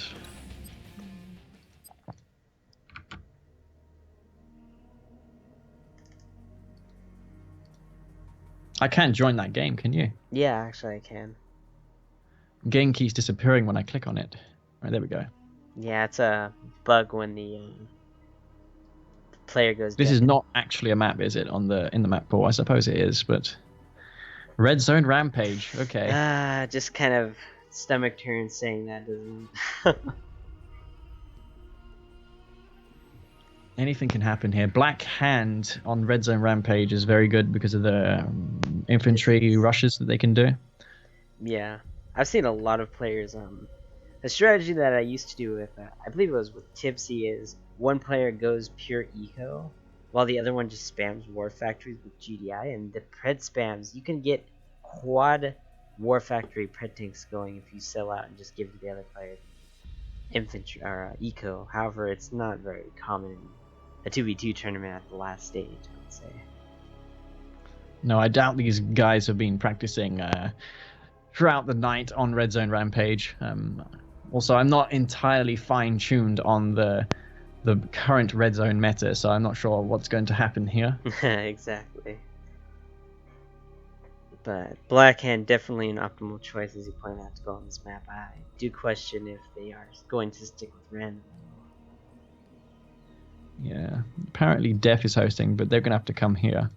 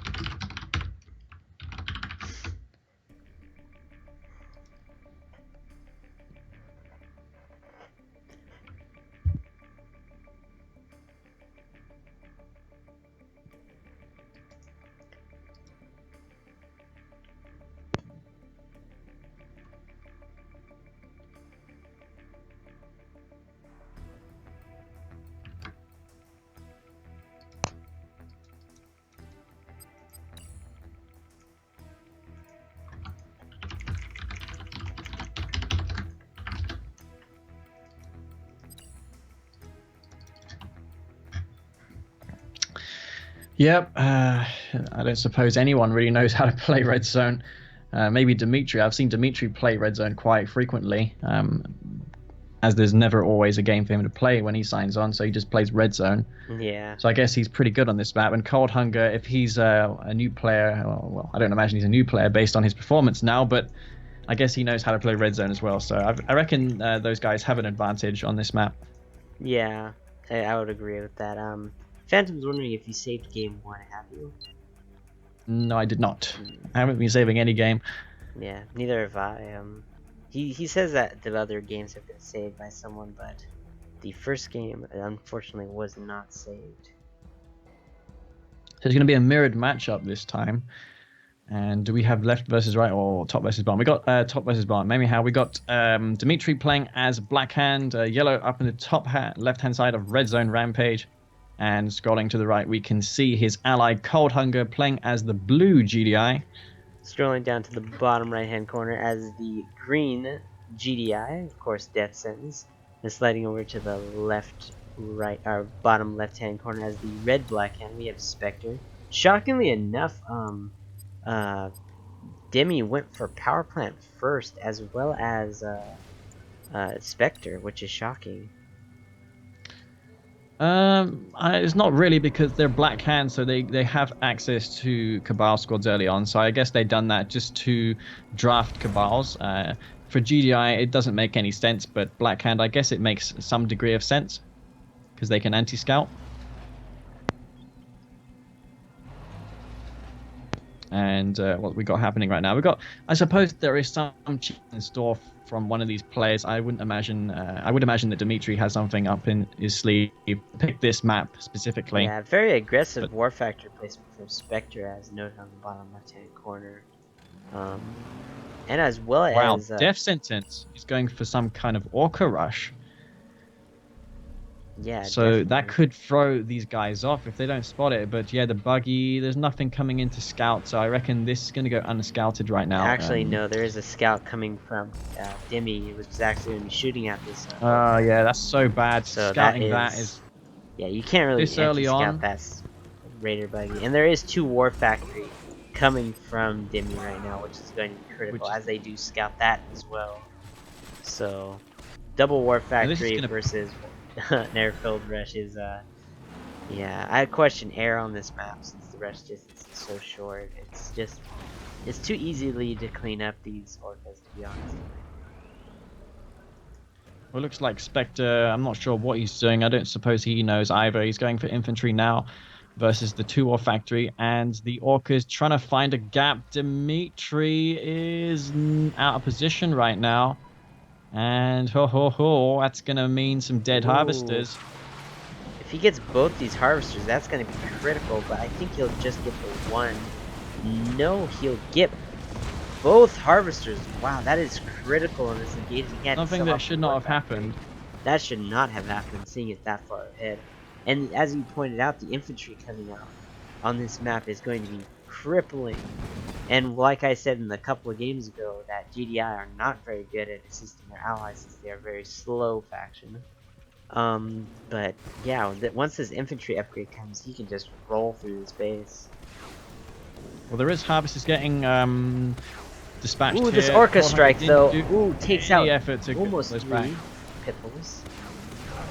These Cabals just finishing him up. He's going to decide to rebuild those Orcas, which I guess is a pretty good move, as the anti-air has been pretty much cleaned up. Again, there was no need to lose those flying buggies. Dimitri really not paying attention. Yeah, absolutely. And like I pointed out, these rocket squads are going to be just crippling for Dimmy to deal with right now if he gets in close with those. He's spamming out. No, he's actually not going for harvesters, which I can argue versus. Yeah, and the Orca's coming in to clean up the rest of the harvesters. We have a double A here. battery It's probably for worth the sacking CDI, them.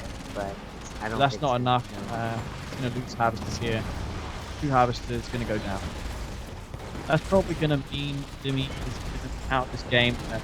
Hunger he hasn't got anything to actually get past himself. Yeah, these, as you can look at the map, the Black Hand infantry is just cluttering the map, and it is at a point where it's going to get to critical mass, and it will just roll over the players.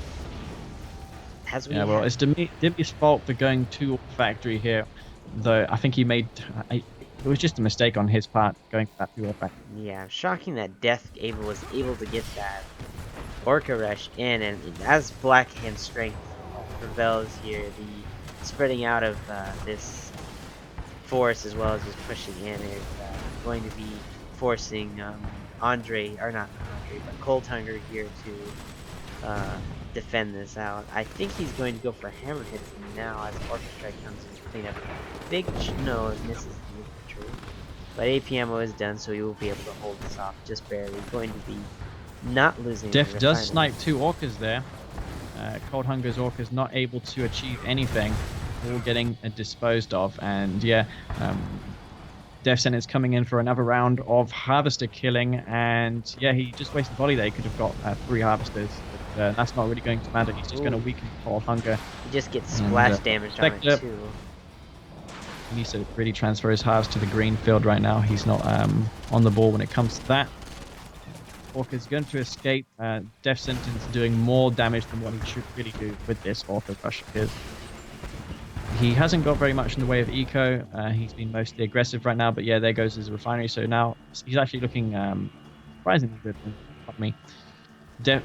Dimitri is in the worst position in this game by far. Yeah, I would say, and Death Sentence is still just making good work of these Orcas as Pitbulls are coming in to engage Riflemen with APM, which is not good.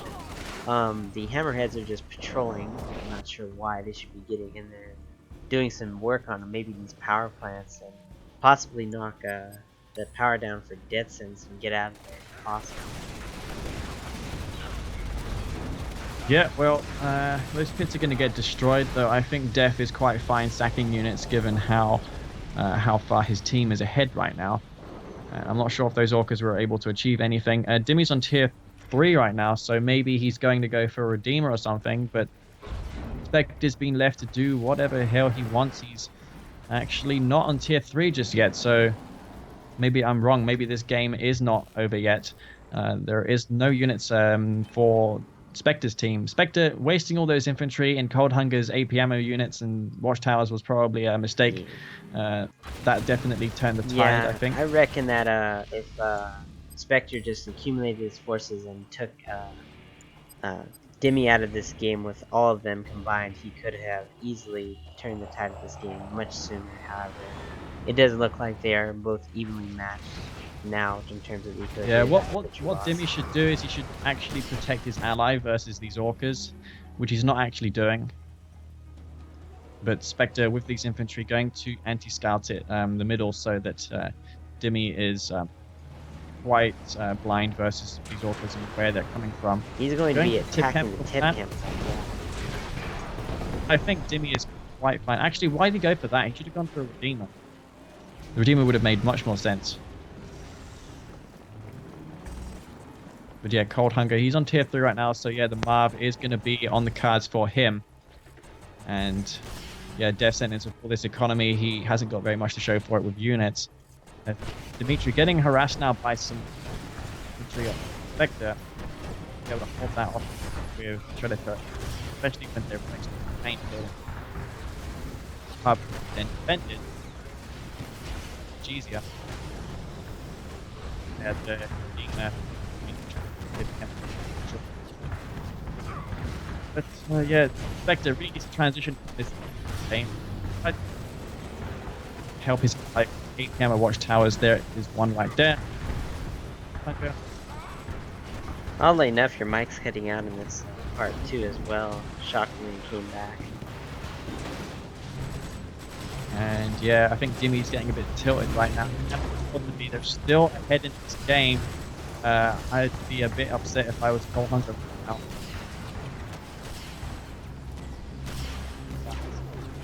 And he's better, but yeah, they're not actually that much far compared to Death Sentence. I mean, if he gets this Marv out and Cold Hunger, he's looking in pretty good shape. There is no epic unit from the opposing team on the way right now. Marv on this map is exceptionally good because it can just harvest all this Tiberium on the right hand side. That will get Cold Hunger's eco right back up. And as long as he can get this Marv in and maybe kill Death Sentence, he has a good shot at winning this game. He has to make something right now. Maybe go for a tier 4 for the support power.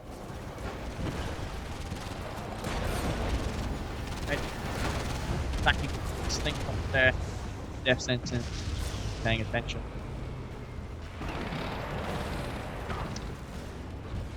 Yeah, this Marv really needs to start harvesting that field on the right hand side if Cold Hunger wishes to come back in this game in any way whatsoever.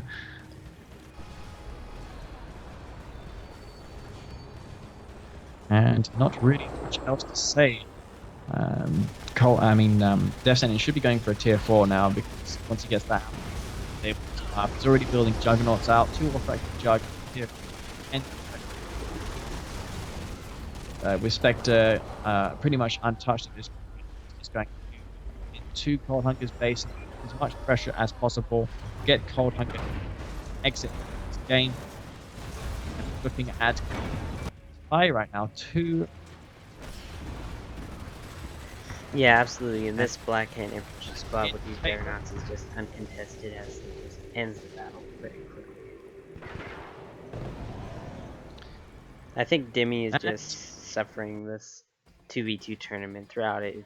He's just been off his game, which is really going to be costing Cold Hunger some games. Yeah, Cold Hunger's been on point. I can't really fault his gameplay. It's just Dimitri who's been letting him down in this game. He's just not playing that well, especially in that game where he lost the harvesters to the orcas, where he already scouted the orcas. He knew they were coming. All he had to do was just keep an eye on them. Yeah, exactly. Just like that last game, which was on Unsound, he forgot this tip core, and then with all these other games coming past, it's just his mic has been quite off point and not as alert as it normally is, I would say. True. So it's 2-2 apiece now. So we're looking at a minimum of 2 more games.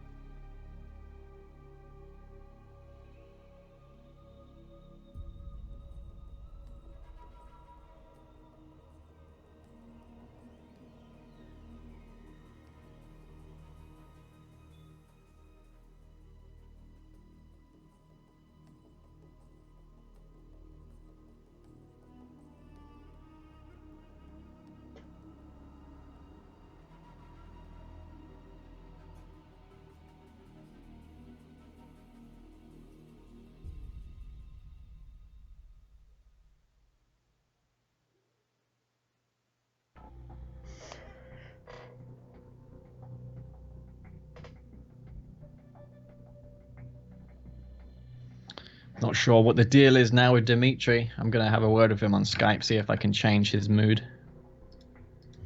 Yeah, Dimmy is one to quite flip his mood quite easily to good to bad, as well as his gameplay.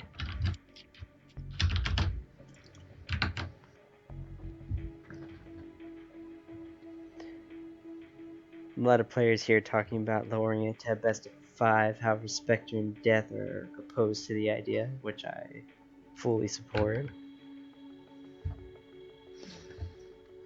Yeah, because in a best of 1, anything can really happen. It could all come down to cheese. Exactly, and I don't think the viewers as well as the community would like to see a best of 7 brought down to a best of 5 halfway through the game. The set, I should say. If it was decided at the beginning, I would have probably agreed to it. However, this far into the game, it would seem a bit unfair and untastely.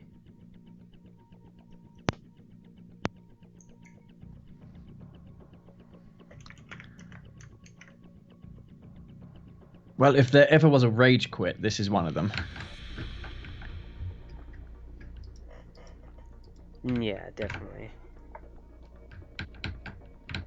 Which is unsightly to see, especially in a finals. Yeah, I reckon it's just totally unacceptable. I mean, you accept that it's a best of 7. You go into that best of 7. You should at least finish the best of 7. Yeah, it's And this is just letting down your teammate as well. it's just letting down the community. I mean, it's just disrespectful to everyone taking part in it to wait until the final to drop out.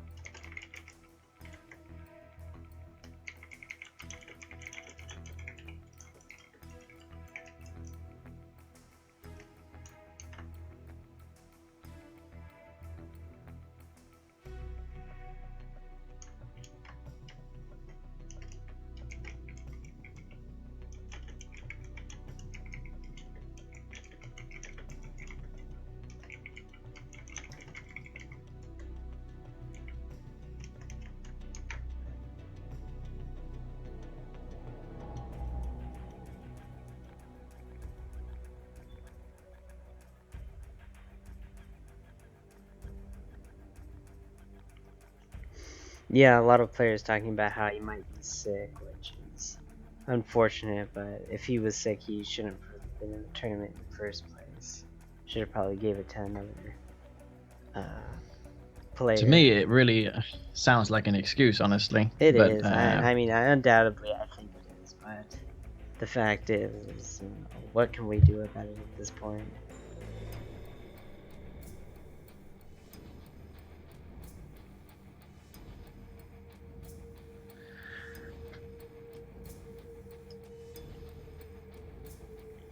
All right, so he's telling me on Skype that he'll be 5 minutes, so I guess that's fine if he's gonna confirm that he's gonna come back and play. Yeah, just make sure you confirm he comes back, because I would hate to keep streaming for 5 more minutes.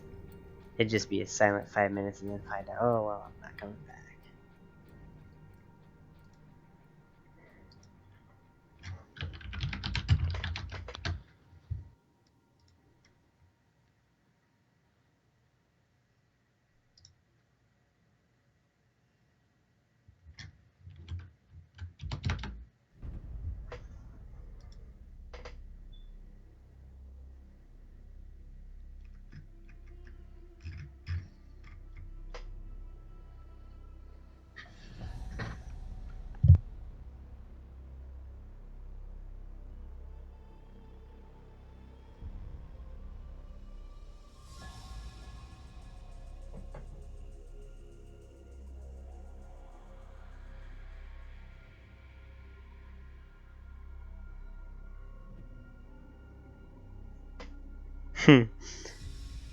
Phantom asking for a Q&A with Leaf.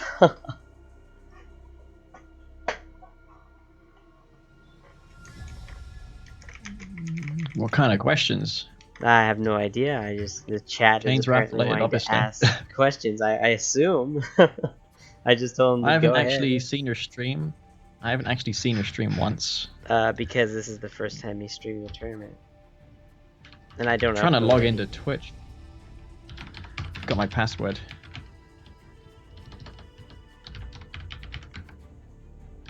Hmm.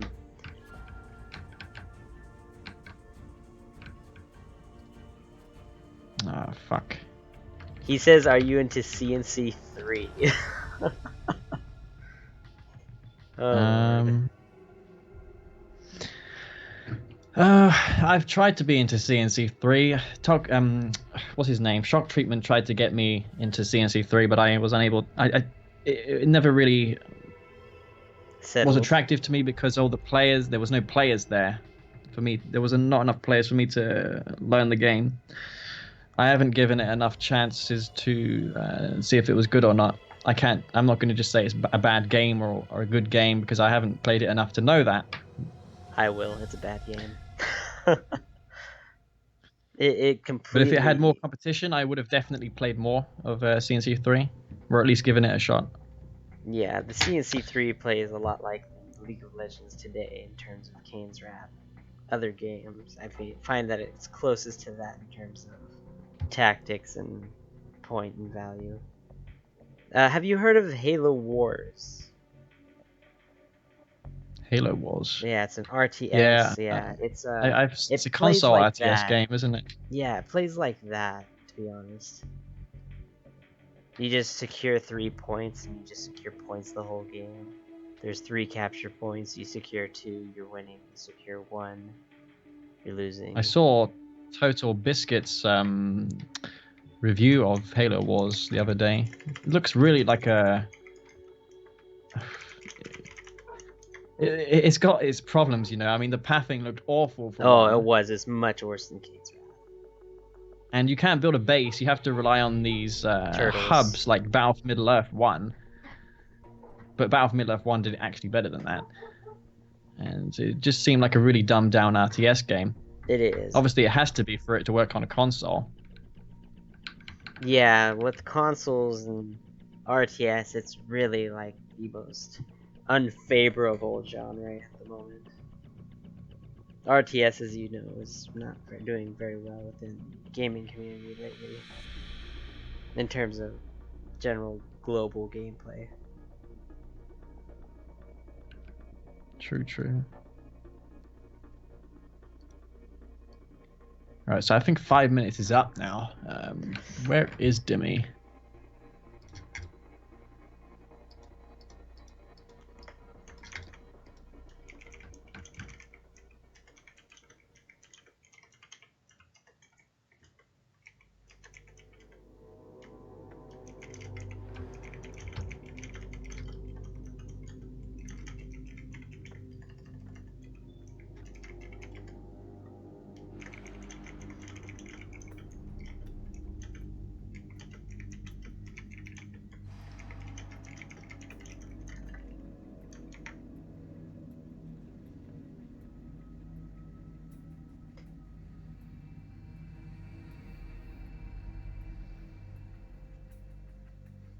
If I could murder one player in the community, who would it be and why? Wow, Twitch, man. So many trolls. Exactly. It would definitely have to be myself.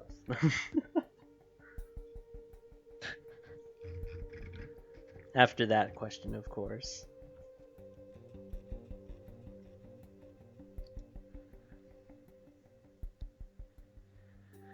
Yeah, this is getting a bit boring now, waiting for players.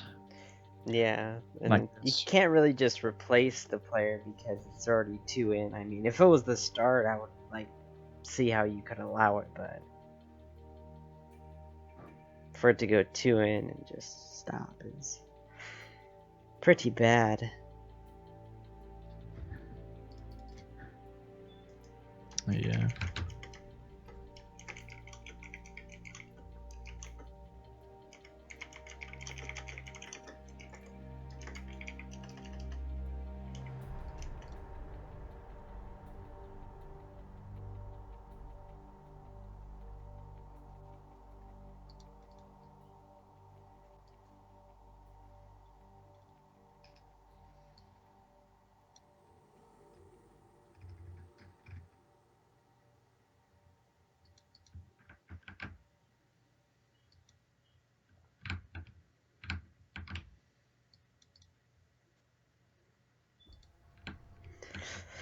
Yeah, I've actually been up all night for about 7 hours now. It's 7 a.m. here, so it's kind of depressing on my end to see the tournament just end.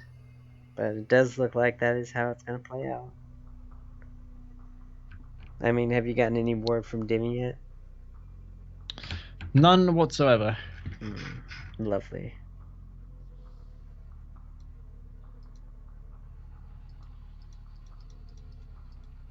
Yeah, it's pretty early in the morning for Spectre as he's in the States. You're in the States as well, aren't you? Yeah, I'm pretty in sure. Southern California, so U.S.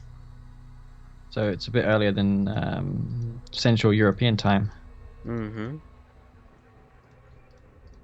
Dimmy can't finish the event. All right, well that's basically what I thought to begin with. Yeah, so I guess the series goes to Spectre and Death Sentence. yes, it does. And Really quite undecided. 2-2-2 for both players. It started off well, but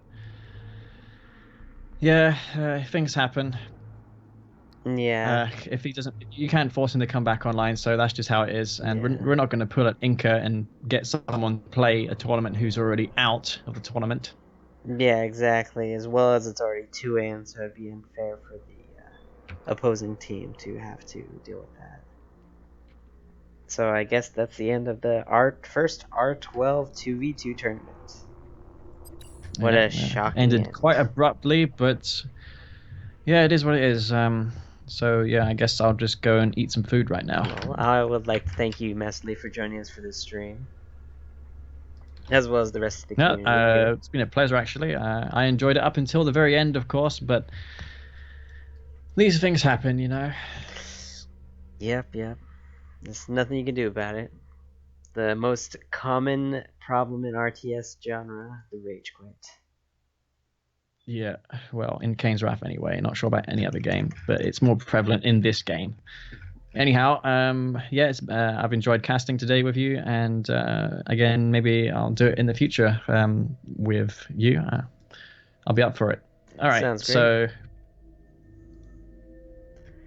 I'm out. See ya. Alright, later, MasterLeaf. Alright, and as MasterLeaf departs, I would like to thank all the viewers in this channel to hit that follow button. And I'll be streaming only Kane's Wrath on this channel from now on. So if you would like to keep with that and stay in alert, we have tournaments as well as my own personal cast.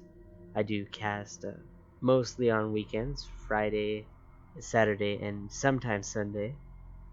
Ever so often I do weekdays, but not often, as you can catch me in the game replays channel at the top right hand corner will say live cast. So yeah. And of course I did shout out MasterLeaf for casting as I assume everyone here knows who MasterLeaf is, giving his YouTube channel, which I will shout out always, MasterLeaf. You can find him on YouTube. He does not have a Twitch that he is active on, but he does have a Twitch account. And he also is also located on Game Replays, which you can find him pretty active there as well. But yeah, that's a decent game. The other games are great, I must add. So yeah, I think I'll end the stream there. Hope you guys enjoyed the stream, and I will see you all in the next Kane's Wrath tournament, or FPV if you want to join me. Later.